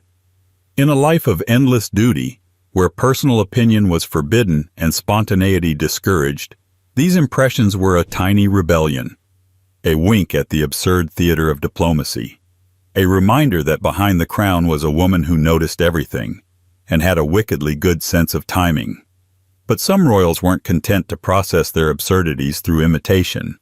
Some created the absurdity themselves. Prince Philip, for example, didn't just observe palace life. He disrupted it on purpose, staging pranks that left even the most stoic staff reaching for the smelling salts. 19. Prince Philip staged pranks on palace staff. Prince Philip, Duke of Edinburgh, may have spent over 7 decades walking 3 steps behind the Queen, but behind palace doors, he was always 10 steps ahead, especially when it came to pranks. To the public, he was known for his brusque remarks, blunt humor, and the eternal image of a man who looked vaguely annoyed at state dinners. But within the royal households, Philip had another reputation, as the court's resident mischief maker. Not in theory, not in passing, in practice, with props. Palace staff quickly learned that Philip had a taste for disruption, but not the political kind. His specialty was theatrical, well-timed, deliberately absurd practical jokes, designed to startle, confuse, or occasionally humble the over-serious. These weren't juvenile pranks either. They were highly strategic, often layered with dry humor, and executed with the precision of someone who had an entire royal schedule memorized and knew exactly when boredom would set in. One of his favorite tricks involved rearranging furniture, subtly. A chair might be moved half an inch off its mark, just enough for someone to miss it while sitting. A rug would be flipped at one corner to catch a ceremonial shoe. Even the Queen's private study was not immune. Aides discovered the furniture had been switched entirely, mirror image swapped, and only realized when the Queen reached for a pen and found a flower pot instead. But Philip didn't stop at furniture. He was known to hide behind doors and leap out at unsuspecting staff members with the comic timing of a man who had once toyed with a career on the stage. One footman reportedly dropped an entire silver tea tray after being ambushed near a corridor. Philip burst into laughter, helped him clean it up, and then did it again 2 weeks later with a new target. There were false spiders placed on pillows, fake messages sent via intercom. Once he left a rubber snake in a ceremonial carriage. Servants didn't mind. Not really. Because Philip wasn't mocking them. He was mocking the institution. The stiffness. The sacredness of chairs and footfalls and gold-threaded upholstery. His pranks were his way of poking holes in the balloon of royal self-importance and letting the air out just enough to make room for something resembling normality. And make no mistake, he knew what he was doing. This was not accidental mischief. Philip had lived through war, commanded ships, and seen the inside of enough state functions to know that unchecked reverence leads to rot. He liked the monarchy, but he didn't pretend it was magical. So instead of offering speeches about humility, he simply hid behind a curtain and waited for the Prime Minister's aide to walk by. Those who worked for him learned to expect the unexpected. New staff were quietly warned. Don't take yourself too seriously, or the Duke will correct you. And correction, in this case, might involve sitting down to "Find Your Chair" squeaks the national anthem. He never stopped either. Even in his later years, well into his 90s, Philip remained mischievous. Slower, yes. But the twinkle never left his eye. The traps became simpler, but no less clever. And perhaps that was the secret of his longevity, not just in age, but in spirit. In a palace built on tradition, he kept the chaos alive, not in rebellion, but in relief. Not every royal, however, found order in disorder. Some fought against chaos by tracking it obsessively. King Edward VII, for instance, fought one of the most futile royal battles of all, against his own weight, by weighing himself obsessively, several times a day, and blaming the scales when the results didn't flatter him. 20. King Edward VII weighed himself obsessively, multiple times a day. King Edward VII had many obsessions: fine cigars, rich food, tailored suits, and, inconveniently, the consequences of all three. The man who once defined aristocratic leisure across Europe, who set fashion trends in Paris and dictated dinner table etiquette with the force of an empire, had a surprisingly neurotic private habit. He weighed himself. Often. Repeatedly. As if the scales might betray him when he wasn't looking. Edward's weight was a royal matter. not just in terms of physical presence, but of national concern. By the time he took the throne in 1901, he was already known for his generous frame, his tight waistcoats, and the general struggle of fitting comfortably into carriages not designed for a monarch of his, shall we say, dimensions. But behind the scenes, he tried, truly tried, to keep it all under control. And he did so in the most Edwardian way possible, through obsessive silent surveillance of his own body. He kept weighing scales in multiple rooms across his residences, one in his dressing chamber, another in his bathroom, at least one at Sandringham, possibly two at Balmoral. Not travel scales, installed ones. Heavy, ornate contraptions with brass fixtures and velvet footplates, often customized for discretion and accuracy. Servants learned to avoid touching them. One chamberlain allegedly moved a scale 6 inches to polish underneath it. Edward noticed immediately and demanded it be returned to the exact square it had occupied for months. Otherwise, the numbers would be corrupted.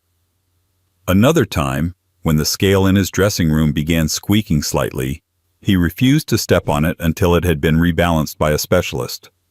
He weighed himself upon waking, after breakfast, sometimes before dinner, and occasionally before bed, if he suspected the pudding had gotten the better of him. He recorded the numbers, privately. Some biographers claim he kept small notebooks, while others insist he recited the figures to a trusted valet who kept track in a discreet log. But whatever the method, the ritual was sacred. He'd step on, scan the numbers, frown slightly, and then, more often than not, blame the scale. "The thing lies," he once muttered, stepping off with visible annoyance. Another time he accused one of his own tailors of altering his trousers in a sabotage of measurements. Never mind the fact that he had polished off 2 helpings of pheasant pie and a chocolate torte the night before. Edward's battle with the scales wasn't about health. He had little interest in medical theories and often ignored physicians who advised moderation. It was about control, about fighting a losing battle against the visible consequences of a life that had never required restraint. And yet, despite all this, he never made peace with his reflection. His clothes were adjusted. His portraits were carefully angled. But the scales, they remained the last honest objects in the room, and he loathed them for it. So he continued weighing himself, privately, repeatedly. A king trying to make numbers lie the way courtiers did. And while Edward's fixation was on his physical self, others in the royal lineage turned their obsession outward, to objects of symbolic power. Mary, Queen of Scots, for instance, in exile and heartbreak, surrounded herself with an eerie court of her own making. Miniature dolls dressed like courtiers, arranged carefully in place when real ones had vanished. 21. Mary, Queen of Scots, kept miniature dolls dressed like courtiers. When power is stripped away, what remains? For Mary, Queen of Scots, the answer may have been cloth and porcelain. By the time Mary was confined to long-term captivity in England, first as a guest, then as a prisoner, then as a problem with a crown, her world had shrunk to the size of a castle wing. Once a queen of France, then Scotland, she had danced through palaces and thrones, dined with royalty, negotiated with nobles, and buried more children and husbands than most can bear in one lifetime. But in her final years, what she held court over were dolls. Not toys exactly, not the kind made for amusement. These were detailed, dressed, arranged, and managed with the precision of a woman who had once ruled entire countries. Witness accounts, especially from the households that kept her under watch, describe a strange and intimate habit. Mary kept a collection of small figurines and miniature dolls, many of which were dressed in elaborate hand-sewn garments meant to mimic her actual court in Scotland. Nobles, ladies-in-waiting, even soldiers. Each was placed carefully on tables or shelves in her chambers. Some sat in mock thrones. Others stood in formation. Some were reportedly named, and she didn't just collect them, she interacted with them. One servant recalled walking in on Mary mid-conversation, speaking softly to a pair of dolls set across from each other as if they were negotiating a marriage alliance. Another noted that she often spent hours adjusting their clothing, arranging their positions, and occasionally weeping as she held one of them, possibly a representation of her son, James VI, whom she had not seen in years. These dolls weren't merely sentimental relics. They were a form of defiance. With her real court disbanded, her allies scattered or executed, Mary had created a substitute, a smaller world she could still command. In this miniature kingdom, no one betrayed her, no one conspired, no one usurped her throne. They obeyed, silently, permanently. It's tempting to read this as madness, an isolated woman, unraveling under house arrest, playing queen in a dollhouse. But that interpretation lets the crown off too easily. Mary wasn't delusional. She was theatrical, political, and deeply conscious of appearances. This was the same woman who staged her execution outfit in Mary in Red, the color of martyrdom, who practiced the art of suffering with as much calculation as any speech. So these dolls? They weren't madness. They were mourning, a mourning for control, for legacy, for the pageantry she once wielded like a sword. Each figurine was a stand-in for someone who had once bowed to her, crossed her, or died in her name.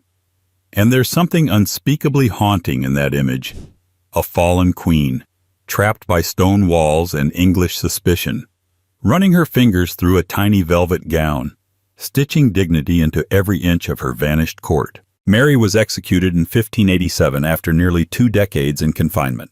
Her dolls, like so many objects tied to royal tragedy, disappeared, quietly, deliberately, perhaps burned or buried. History does not always record the fates of tiny things, but it remembers what they meant. Not every royal, however, found solace in quiet, constructed control. Queen Anne, frail, powerful, emotionally volatile, chose a more chaotic outlet. When overwhelmed, she didn't retreat to silence or symbols. She threw things, sometimes entire dinners, directly at the walls. 22. Queen Anne threw food at walls.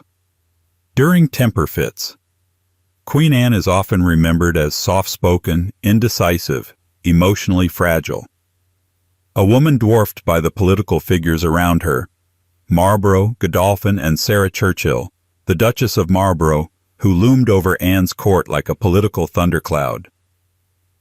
But if you dig a little deeper into the quieter corners of her reign, into the staff accounts, the household whispers, the side notes buried in personal correspondence, you find a very different image of Britain's last Stuart monarch. A woman who, when pushed too far, hurled food at the walls. It wasn't constant. It wasn't public. But when things boiled over, when frustration, grief, and the suffocating etiquette of court life finally cracked through her gentle exterior, Anne's fury came out not in speeches or decrees, but in flying loaves of bread, smashed porcelain, and the occasional roasted pheasant turned missile. One such episode, quietly recorded by a royal attendant in a note never meant for the public eye, describes a breakfast gone sideways. The Queen had received a letter, possibly from Sarah Churchill, possibly from Parliament, that displeased her. Rather than argue, Anne went silent. Then, without a word, she picked up a buttered roll and flung it at the far wall with shocking force. It hit a portrait. The portrait was of her father, James II. It cracked the frame. Later that day, she apologized to the portrait. Not the staff. Staff members grew accustomed to small culinary outbursts. If a political meeting ended poorly, a dish might be flung. If an argument with a confidant reached a certain pitch, a slice of cake could be reduced to a smear on the royal tapestry. Her aim wasn't particularly good, but her commitment was undeniable. Queen Anne didn't just throw tantrums, she launched them. What makes this all the more striking is how little it aligned with her public image. Anne was known for her piety, her modesty, her preference for quiet conversation over dramatic spectacle. Her speeches were timid, her handwriting delicate. She lost 17 children to miscarriage, stillbirth, and early death. Her health was poor. She often appeared weak, almost too gentle to rule. But behind closed doors, there was another Anne, one whose emotions had nowhere to go except into the air via an airborne apple tart. Why food? Probably because it was close, because it was safe, because it wouldn't cause a scandal, because it made no noise outside the room and could be cleaned before the next audience arrived, and because it was the one part of her day not scripted by politics or protocol. It was personal, and when you're a monarch hemmed in by grief, illness, and men who never stop talking at you, sometimes you throw a sandwich, or a wine goblet, or an entire roast duck. These episodes were quietly erased. No paintings of flying desserts. No diaries that read, "Her Majesty lobbed a potato." But the servants remembered. And so did the walls. But not all royal chaos took place in private. For King George V, the chaos was precisely managed and shouted into shape. Even in pajamas, he barked orders like a naval officer running a ship. Because for him, order wasn't a preference. It was doctrine. 23. George V barked orders. Like a naval captain. Even in pajamas. If monarchy is theater, then George V was its drill sergeant. He wasn't born to be king. Not exactly. That job was meant for his older brother, Albert Victor, until an untimely death rearranged the royal family's plans. But once fate handed George the crown, he wore it with the intensity of a man who didn't see kingship as performance or privilege, but as a schedule. A rigid, unbreakable, borderline obsessive schedule. Every minute of his day was accounted for, and everyone around him was expected to operate like clockwork, or a naval crew, which is how he viewed most of his household. After all, before ascending the throne, George V had spent years in the Royal Navy. He loved ships, he loved uniforms, and above all, he loved order. He brought the sea with him, straight into Buckingham Palace. He insisted that his staff follow a daily routine, timed down to the minute. Breakfast was at exactly 8:30 a.m. No exceptions. Lunch at 1, dinner at 8, lights out shortly after 10. He reviewed naval dispatches long after they were relevant, out of sheer habit. Servants were expected to anticipate commands before he gave them. If the tea tray arrived 30 seconds late, it was considered a breach of discipline. And the barking, well, that was legendary. George didn't ask for things. He ordered them. Tea! Now! Curtains! Open! Where is my blasted pen? Even when dressed in striped flannel pajamas and robe, fresh out of bed with wild hair and slippered feet, he gave commands like a destroyer captain bracing for incoming fire. There are anecdotes of palace footmen standing at attention while the king dictated his breakfast order like it was a battle strategy. One aide admitted he kept a pocket watch purely to survive mornings with His Majesty. It wasn't just about control, it was about identity. George believed the monarchy had to be seen as serious, efficient, and utterly immune to frivolity. His predecessor, Edward VII, had been indulgent and gregarious. George was determined to be the opposite, steady, sober, and above all, predictable. The irony? He was deeply human beneath the bluster. He adored stamp collecting, sometimes disappearing into his private collection for hours. He wrote affectionate letters to his children, even while insisting they be raised with military discipline. He despised small talk but quietly remembered the names of long-serving staff members and inquired after their families. But when it came to palace life, he stayed in character, always. Visitors unfamiliar with his naval tone were often startled. One foreign dignitary reportedly left a meeting with George convinced he'd been reprimanded, only to be told later, "No, that's just how he says hello." Another court guest once asked if the king was angry. A valet replied, "Only at inefficiency, sir. So, yes, constantly. To his credit, George's methods worked. He helped stabilize the monarchy during a turbulent era. He steered the institution through war, scandal, and modernity by sheer force of routine. His was not a reign of charm, it was a reign of volume, punctuality, and barking. But not all royal discipline was external. Some monarchs turned their fixations inward. Queen Victoria, for instance, waged a private war against grief by turning her late husband's clothes into daily rituals, laying them out every morning as if he were still coming back. 24. Queen Victoria slept with her husband's clothes after his death. Grief has many forms. For Queen Victoria, it came draped in black, carved in silence, and buttoned neatly into the empty sleeves of a man who no longer existed. When Prince Albert died in 1861, suddenly at 42, Victoria didn't just mourn. She transformed. The woman who had once danced, laughed, and ruled with a certain sharpness of spirit became, almost overnight, a living monument to loss. She entered mourning and never left it. But behind the heavy veils and ceremonial sorrow, there was a quieter, stranger ritual that took place daily, for decades. Victoria continued to lay out Prince Albert's clothes every single morning. His shaving kit remained in place. His dressing gown was draped carefully over a chair. His boots were polished. A fresh towel was placed near his basin. Staff were ordered, to maintain his morning routine exactly as if he were still alive and expected to walk in at any moment. This wasn't for a week or a month. It went on for years. Every evening, his nightclothes were arranged at his bedside. His pillow remained untouched. His personal possessions stayed exactly where he'd left them. And the door to his room at Osborne House was kept closed to others, save for the few trusted staff who maintained it, quietly and reverently, like a shrine. Victoria didn't just preserve his image, she lived inside it. She spoke of him constantly, referring to his opinion on matters of state, writing about him in her diaries as if he were simply in another room, temporarily out of reach. "My life as a happy one is ended," she wrote.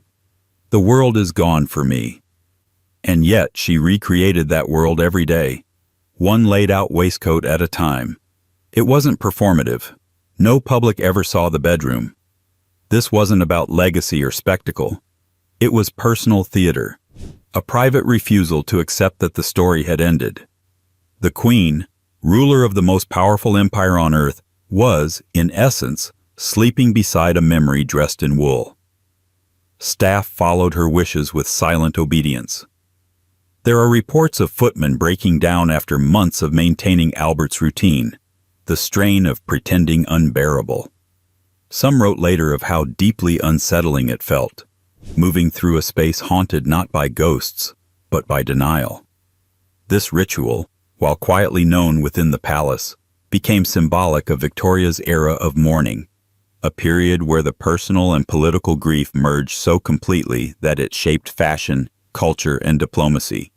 Mourning jewelry, black clothing, melancholic portraiture, all of it spiraled outward from her, the grieving widow queen. And yet, despite the drama of it, Victoria's devotion was sincere. It was obsessive, yes, extreme certainly, but it came from love, and fear, and guilt. She once said she didn't just miss Albert, she felt less real without him. The clothes made him real again. It's easy to mock rituals like this. But what would you do if the one person who knew you beyond the crown, beyond the portraits, beyond the pageantry, was suddenly gone? Would you not hold on to the collar of his jacket a little longer? But while Victoria mourned through stillness, another royal found solace in movement, of a stranger kind. Prince Andrew of Greece, father of Prince Philip, didn't preserve the past. He tried to predict the future, through omens, dreams, and the reading of signs that most would call coincidence. 25. Prince Andrew of Greece read fortunes and omens. Obsessively.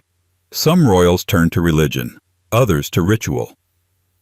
Prince Andrew of Greece, father of Prince Philip and grandfather of King Charles III, turned to signs. All of them. Birds in flight, dreams before dawn, a shadow on the floor at the wrong time of day. If the wind changed direction or a dog barked twice in the morning, it meant something. To Prince Andrew, the universe was constantly whispering, and he was always listening. Born into the often unstable Greek monarchy, Prince Andrew lived through enough upheaval to make even the most skeptical man look skyward. Wars, exile, assassination attempts, and political backstabbing were part of his daily reality. He watched thrones vanish, family members fall from favor, and his own status shift like sand underfoot. In response, he developed a private coping mechanism: the obsessive reading of signs, omens, and portents. It wasn't just a passing superstition. It was systematic. He would delay personal decisions until a specific bird was seen outside his window. He consulted astrologers and fortune-tellers, not occasionally, but regularly. According to family accounts, he kept personal notebooks filled with symbols, strange dreams, and the dates they occurred. If a certain number reappeared too often, he'd avoid appointments on that day. Staff whispered that he had a favorite tree he used to stare at for long periods, waiting for the wind to sway the branches in a particular way before signing documents. Once, he reportedly canceled a diplomatic dinner because he saw a spider crawl across his glove in the morning. Another time, he insisted on taking a different route home from church after a horse stumbled in front of him, interpreting it as a warning. It wasn't fear exactly, it was strategy. Prince Andrew believed the world was a puzzle, and if he paid close enough attention, it would eventually tell him what to do. He wasn't particularly religious. This wasn't about divine judgment. It was more like a game of celestial charades. The universe was gesturing, and he had to guess what it meant before something fell apart. And things did fall apart. In 1922, after Greece's catastrophic defeat in the Greco-Turkish War, Prince Andrew, then a general, was arrested, court-martialed, and exiled from his homeland. His decisions during the campaign were scrutinized, and though he narrowly avoided execution, his life and position were shattered. After that, the signs became louder. Or perhaps his attention to them did. He wandered Europe in semi-obscurity, a prince with no kingdom, relying on connections and distant relatives. His family, including a young Prince Philip, endured years of dislocation. And through it all, Andrew remained a man of private rituals, desperate for something to anchor him. There's a kind of madness in that, but also logic. When you've seen entire governments disappear overnight, perhaps trusting a spider makes more sense than trusting a politician. Prince Andrew died in Monte Carlo in 1944, far from the palace he once called home. Whether the stars warned him or the wind gave him peace, no one knows. His notebooks vanished, his signs unread, but the impulse to find meaning in chaos never really leaves royal blood. Just ask Charles I, who would later be seen practicing fencing moves alone in silence, as if fighting ghosts only he could see. 26. Charles I practiced fencing moves alone in silence. Charles I, the only English monarch to be executed by his own subjects, is often remembered as a tragic figure, calm, composed, almost eerily serene as the storm of civil war closed in around him. But long before the scaffold, before the trial, before he became a martyr for monarchy, Charles was already showing signs of someone at war with unseen forces. In the quiet hours behind closed palace doors, Charles would practice fencing moves, alone, in complete silence. There are numerous references in court journals, servant letters, and the recollections of contemporaries that describe this peculiar habit. The king rehearsing swordplay long after his instructors had gone, when the corridors were empty and the candles flickered low. He would appear in modest practice attire, never the full regalia of court life, and move through parry, thrust, riposte with the obsessive repetition of a man trying to carve certainty out of thin air. He didn't fence for sport. There were no matches to win, no rivals to impress. No one watched. That was the point. Some described his footwork as graceful. Others called it haunting. His movements were precise, too precise for someone meant to rule with divine ease. He wasn't training to defeat an enemy. He was practicing against the very idea of losing. And yet, Charles would lose, catastrophically. His reign began with ceremony and ended in blood, but these quiet rehearsals belonged to the years in between, when Parliament was growing restless, when Puritan voices were getting louder, and when the authority of the crown, once unquestionable, was starting to wobble under the weight of modern politics. Maybe Charles knew, even then, that something was coming. In his younger days, Charles had been the overlooked second son, not expected to rule, not expected to lead. He was quiet, short, often sickly. But once thrust into power after his brother's death, he approached kingship like a man building a fortress around himself, ritual by ritual, word by word, and apparently, step by step, sword in hand. The irony is that Charles was no warrior king. He didn't win glorious battles. He didn't rally troops in the mud or charge into cannon fire. But he practiced for it, alone, carefully, like a man preparing to fight something no one else could see. Perhaps Parliament, perhaps fate, perhaps history itself. Staff grew used to the sound of the blade whistling through air at odd hours. A clink of metal here, a measured footstep there. Occasionally, a startled servant would catch a glimpse of the king lunging at a target that wasn't there, breathing hard, locked in some imagined duel.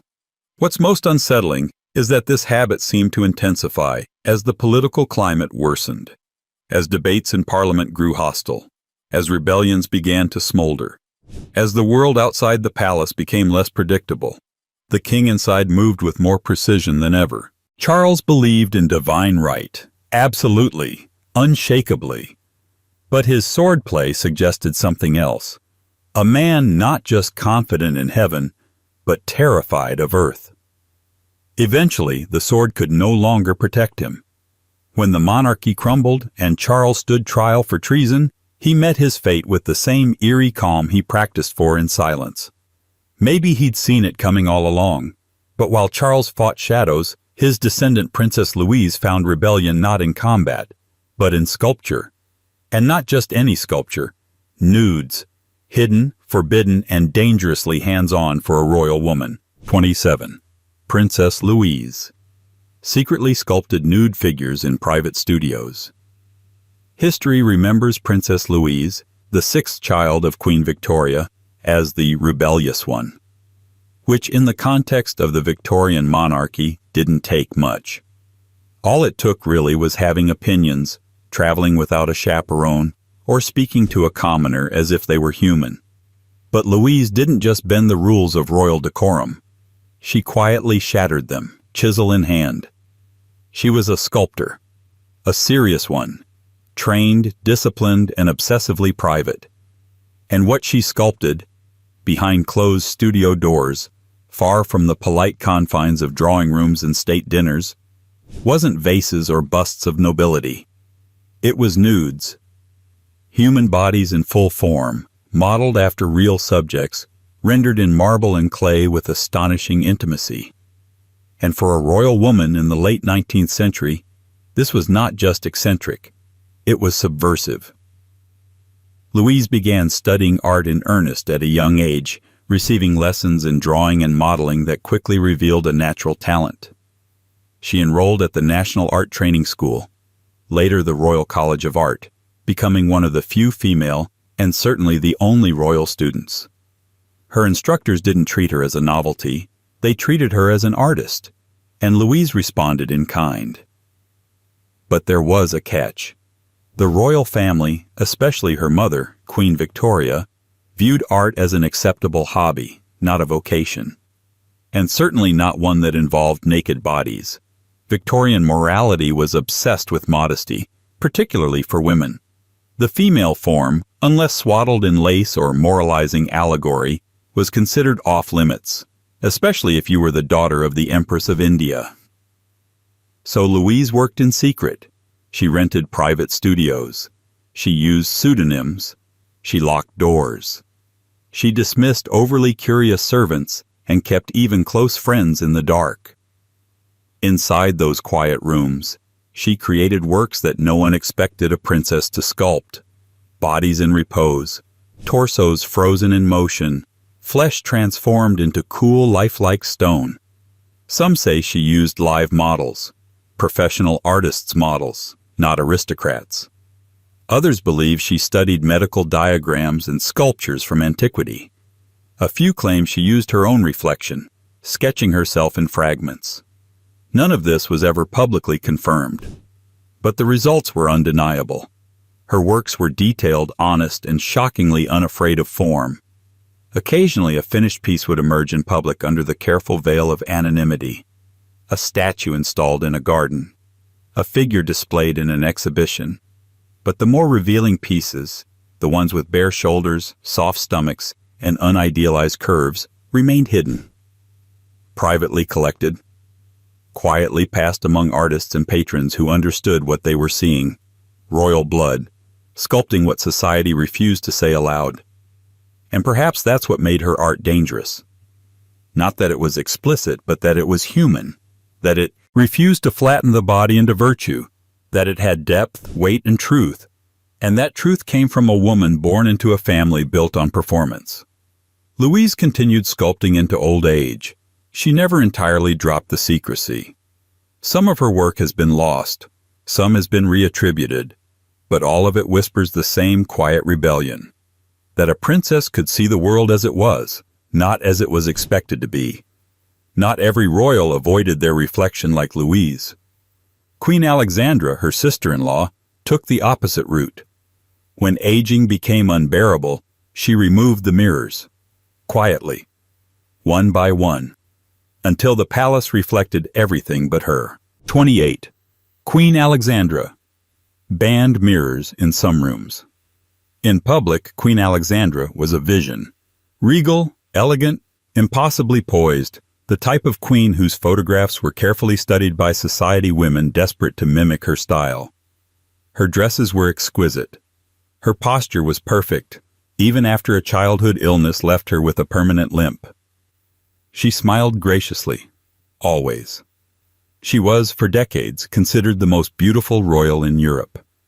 And yet, behind the doors of her private chambers, she did something quietly radical. She had the mirrors removed, not all at once, and not in every room. That would have been too conspicuous. But in the spaces where she spent the most time, her bedroom, her sitting room, certain corners of Sandringham, Alexandra asked, politely and without explanation, that the mirrors be taken away or covered. Some were replaced with tapestries. Others were hidden behind folding screens or heavy curtains. A few simply vanished. It began gradually, sometime in her middle years, and continued with silent consistency. Servants were told not to mention it. Interior decorators were instructed to accommodate her preferences without comment.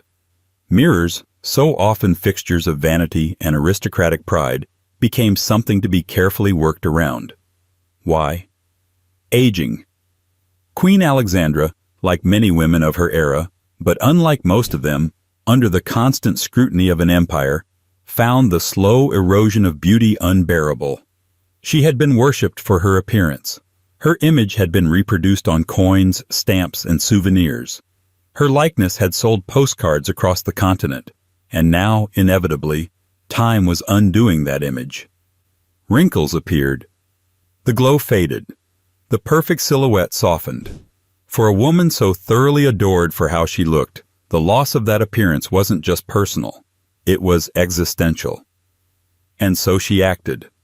Not with tantrums, not with public outcry or confessions, but with removal. Silent, methodical erasure of the things that reflected a truth she could no longer control. Those closest to her tried to explain it away. Some said it was a lingering superstition. Others claimed it was tied to her hearing loss, that mirrors made her more aware of what she couldn't hear, or made her feel isolated in some sensory way.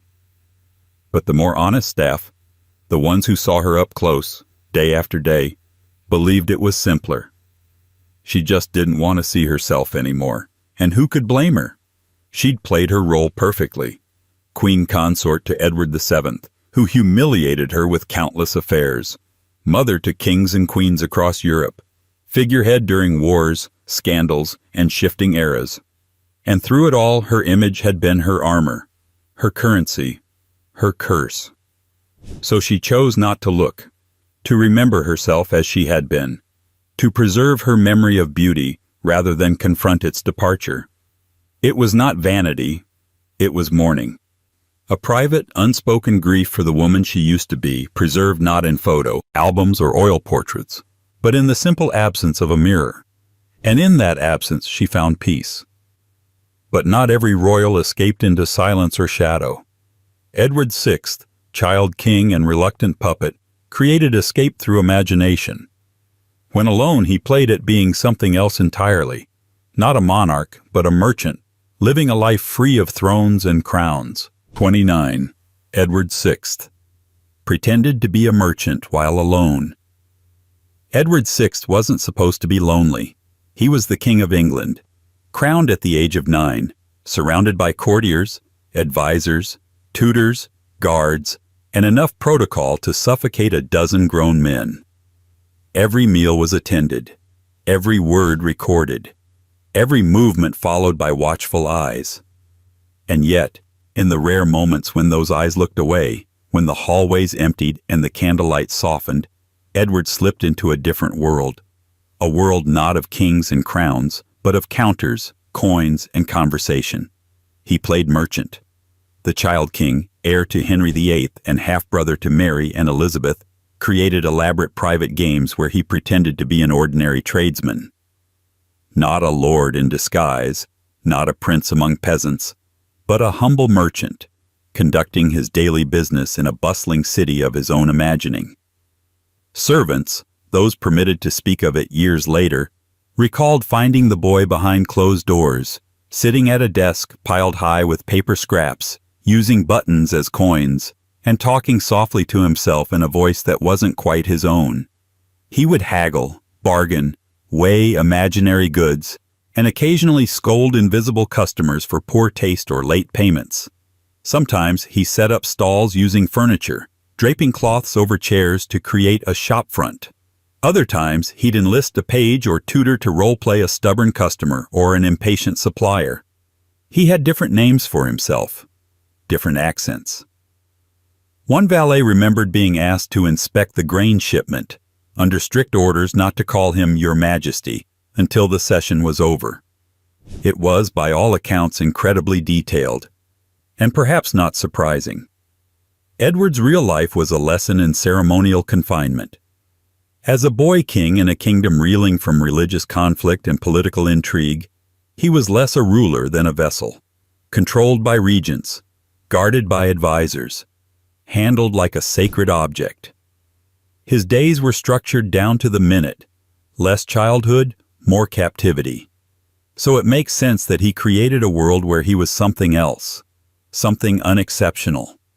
A merchant could make his own choices, speak freely, walk city streets, earn trust not through bloodline but through barter. It wasn't about pretending to be someone greater, it was pretending to be someone less watched. There's a deep, aching irony in a boy raised to sit on one of the most powerful thrones in Europe choosing to escape into a fantasy of normalcy. He could have played at war, at hunting, at commanding armies. But instead, he imagined selling wool. And when his health began to decline, when the signs of illness could no longer be ignored, he kept playing. More frequently, more urgently. Some say it was his way of escaping the inevitability he sensed but couldn't name. Others say it was the only time he ever looked truly happy. Edward died at 15, a monarch from beginning to end, but one who never really lived a day unobserved, except in those few moments, behind drawn curtains, when he haggled over imaginary goods with the dignity of a boy who simply wanted to choose something for himself. Not every royal escaped into fantasy with such innocence. George II and Queen Caroline, for instance, expressed their frustrations not through make-believe, but through ritualized daily arguments, shouting matches so routine they became part of the palace schedule. 30. George II and Queen Caroline shouted insults at each other daily. In public, King George II and Queen Caroline maintained the illusion of unity. They dined together, stood side by side at formal occasions, and appeared, if not affectionate, at least aligned. But in private, their marriage was held together by a strange, volatile ritual. They shouted at each other, regularly, passionately, with the kind of venom usually reserved for political enemies or family members you only see at funerals. This wasn't occasional bickering. This was scheduled combat. Accounts from palace insiders described the couple's private life as a near-daily performance of marital warfare. Morning disputes, afternoon spats, evening explosions. It was clockwork, so much so that some members of the household timed their duties around it. If the royal couple were having their usual argument at 4, best to delay tea service until 5, when the worst of the storm had passed and the breakables had stopped trembling. The content of their arguments varied, but the style was consistent, loud, biting, and laced with sarcasm. George II, never known for eloquence, reportedly repeated certain insults like well-worn boots. Caroline, sharper and more articulate, had a gift for cutting her husband down with surgical efficiency. One aide recalled her calling him a walking complaint in a wig, while another cited George yelling, "Woman, you'd argue with a mirror and lose." And yet, they never stopped. For all their shouting, they stayed together. They worked as a political team. Caroline had real influence behind the scenes. She was sharp, pragmatic, and deeply involved in state matters. George knew it, even if he never said it aloud. Their public alliance helped stabilize the monarchy in turbulent times. But their private dynamic? It was war by routine. Visitors to the palace were sometimes warned in advance. One German ambassador noted in his journal that the king and queen exchanged verbal cannon fire over dinner, then complimented each other's wine selection not 10 minutes later. Staff developed the uncanny ability to pass trays through rooms mid-fight without blinking, like waiters at a particularly awkward family reunion. The couple's children bore the brunt of it. Their son, Frederick, later estranged from both parents, once claimed he could hear their arguments from 3 rooms away. Whether that was a complaint or an exaggeration is unclear, but the emotional temperature of their household was, without question, higher than most. So why stay together? Why engage in daily verbal combat with no attempt at resolution? Perhaps because it was resolution. Their insults were ritual, not breakdown. A way of blowing steam in a life where every other expression was scripted, where public affection was performance and silence could be misinterpreted as scandal. For George and Caroline, the fighting wasn't dysfunction, it was their dialect. And when Caroline died in 1737, something changed. George reportedly stood by her grave and said, "I shall never have another like her." There were no more daily fights, just silence. And for a man who'd made insult into intimacy, that may have been the loudest grief of all. Of course, not all royal coping mechanisms were so vocal.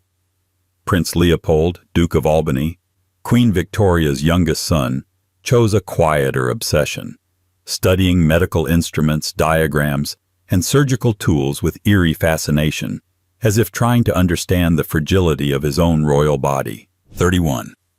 Prince Leopold, Duke of Albany, collected medical instruments. Among Queen Victoria's many children, Prince Leopold was the one born with the least margin for error.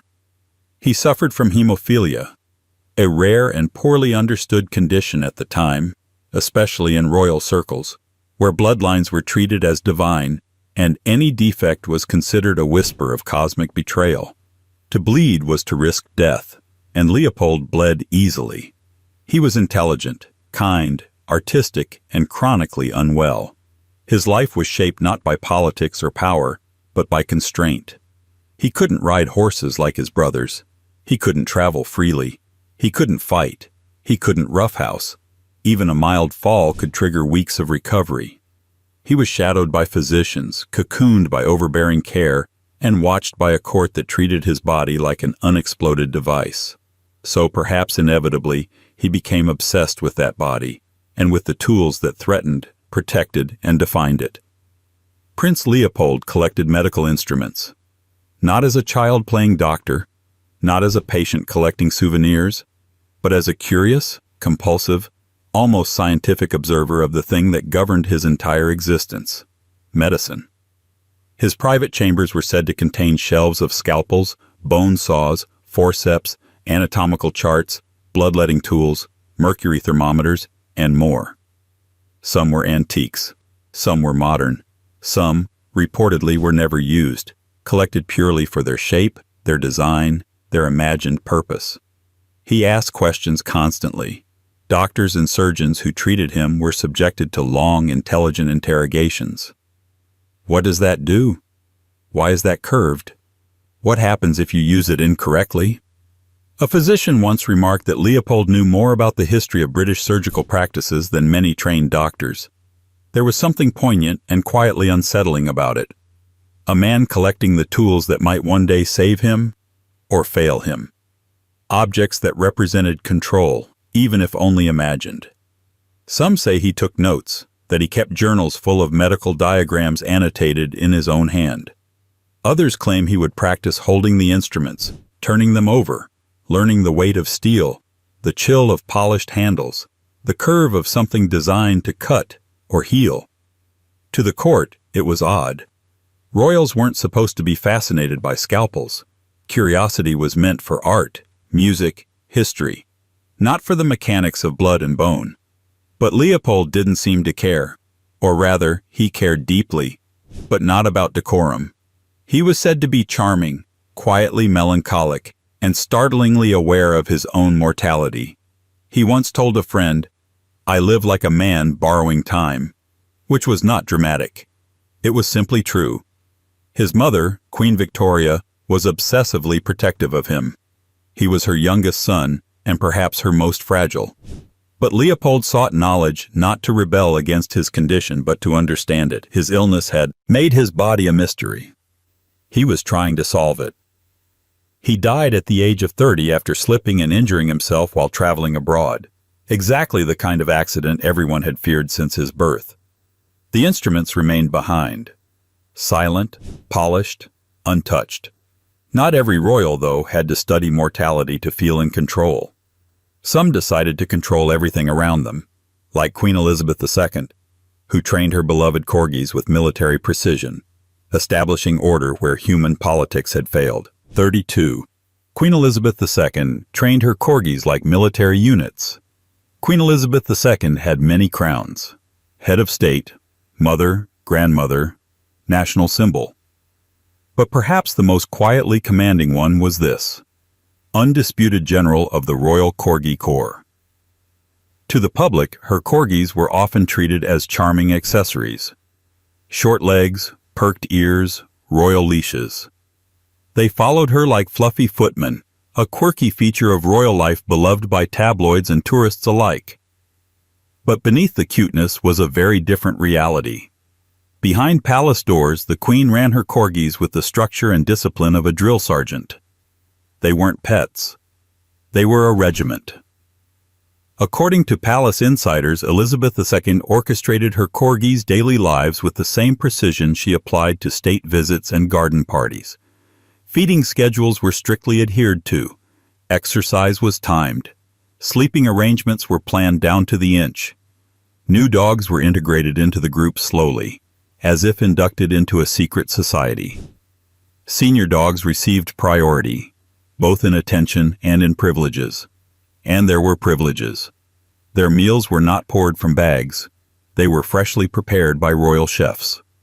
Chicken, rice, beef, rabbit, always cooked, always boneless, and always served on individual trays.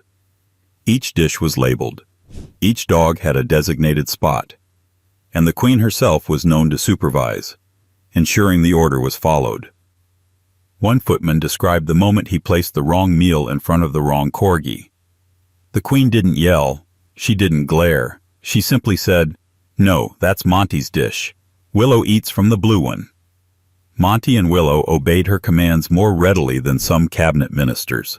The corgis were trained to follow at a specific distance, to enter rooms in a certain order, and to remain silent during meetings unless addressed. Barking during royal audiences was not tolerated. There was even a system for transporting them, special carriers, carefully arranged according to hierarchy and temperament.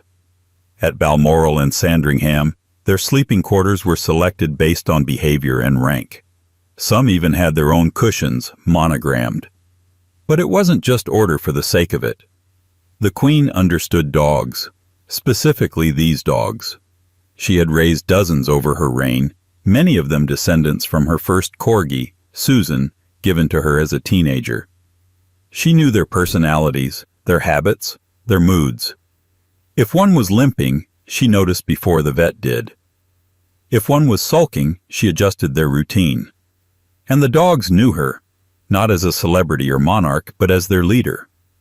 She spoke to them quietly, directly, often while walking alone. One guard remembered seeing her on a foggy morning at Balmoral, kneeling beside a corgi and whispering something that made the dog wag once and trot forward with cheerful obedience. This wasn't sentimentality, it was structure.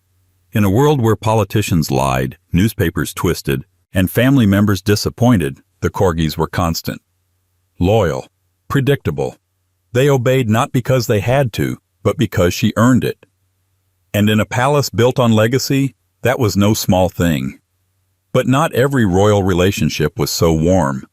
Some, like King Charles III, developed a different kind of companionship, one rooted not in control or command, but in deep, slightly unsettling conversation. With plants. 33.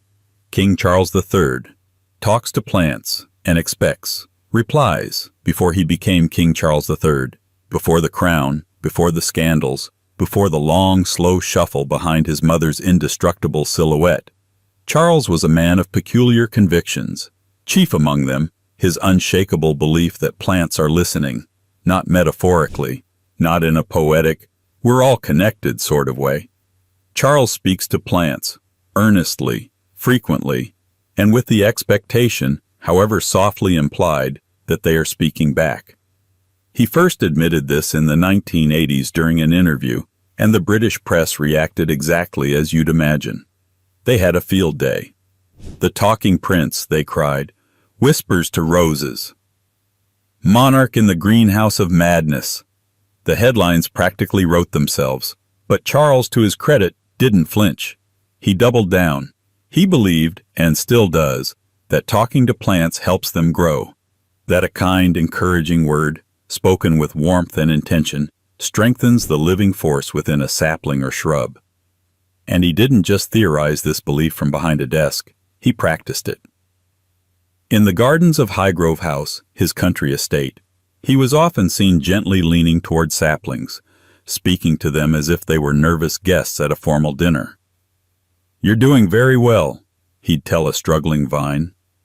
"Come on, just a bit more," he'd coax a drooping blossom. "Don't listen to that frost. You're stronger than you think," he once said reportedly to a potted lemon tree. It wasn't performative. It wasn't staged for guests. In fact, many of the staff admitted they were first startled, then charmed, then quietly converted. One gardener confessed he'd begun whispering to the tomatoes after overhearing the prince deep in conversation with a struggling lavender bush. "Didn't think it would work," he said, "but it bloomed next week. Make of that what you will." Charles's relationship with nature was always more intimate than his relationship with people. Plants didn't ask questions. They didn't hold press conferences. They didn't write memoirs. They just grew, or didn't. And if a prince could help them along with a few encouraging words, why wouldn't he? He also scolded people for interrupting his plant chats. There's a long-standing rumor that during a walk through the gardens, a staff member asked him a question mid-sentence, unaware that the sentence had been directed at a clematis vine. Charles turned politely but firmly and said, "Would you mind? I was speaking to her." The vine in question had not replied, but the moment was treated with absolute seriousness. And there's a larger, slightly eerie question underneath all this. What does it say about a man raised under crushing scrutiny, whose every word was analyzed, whose every gesture could spark a tabloid firestorm that he chose to speak most freely, to plants. They didn't interrupt. They didn't misinterpret. They didn't run to the press. And in their quiet, photosynthetic way, they listened. Whether they ever replied, that remains a mystery. But in a life marked by public noise and private solitude, Charles found comfort in the quiet, green voices only he seemed to hear. And maybe that's the most royal quirk of all. Not just to believe the world is listening, but to expect it to answer.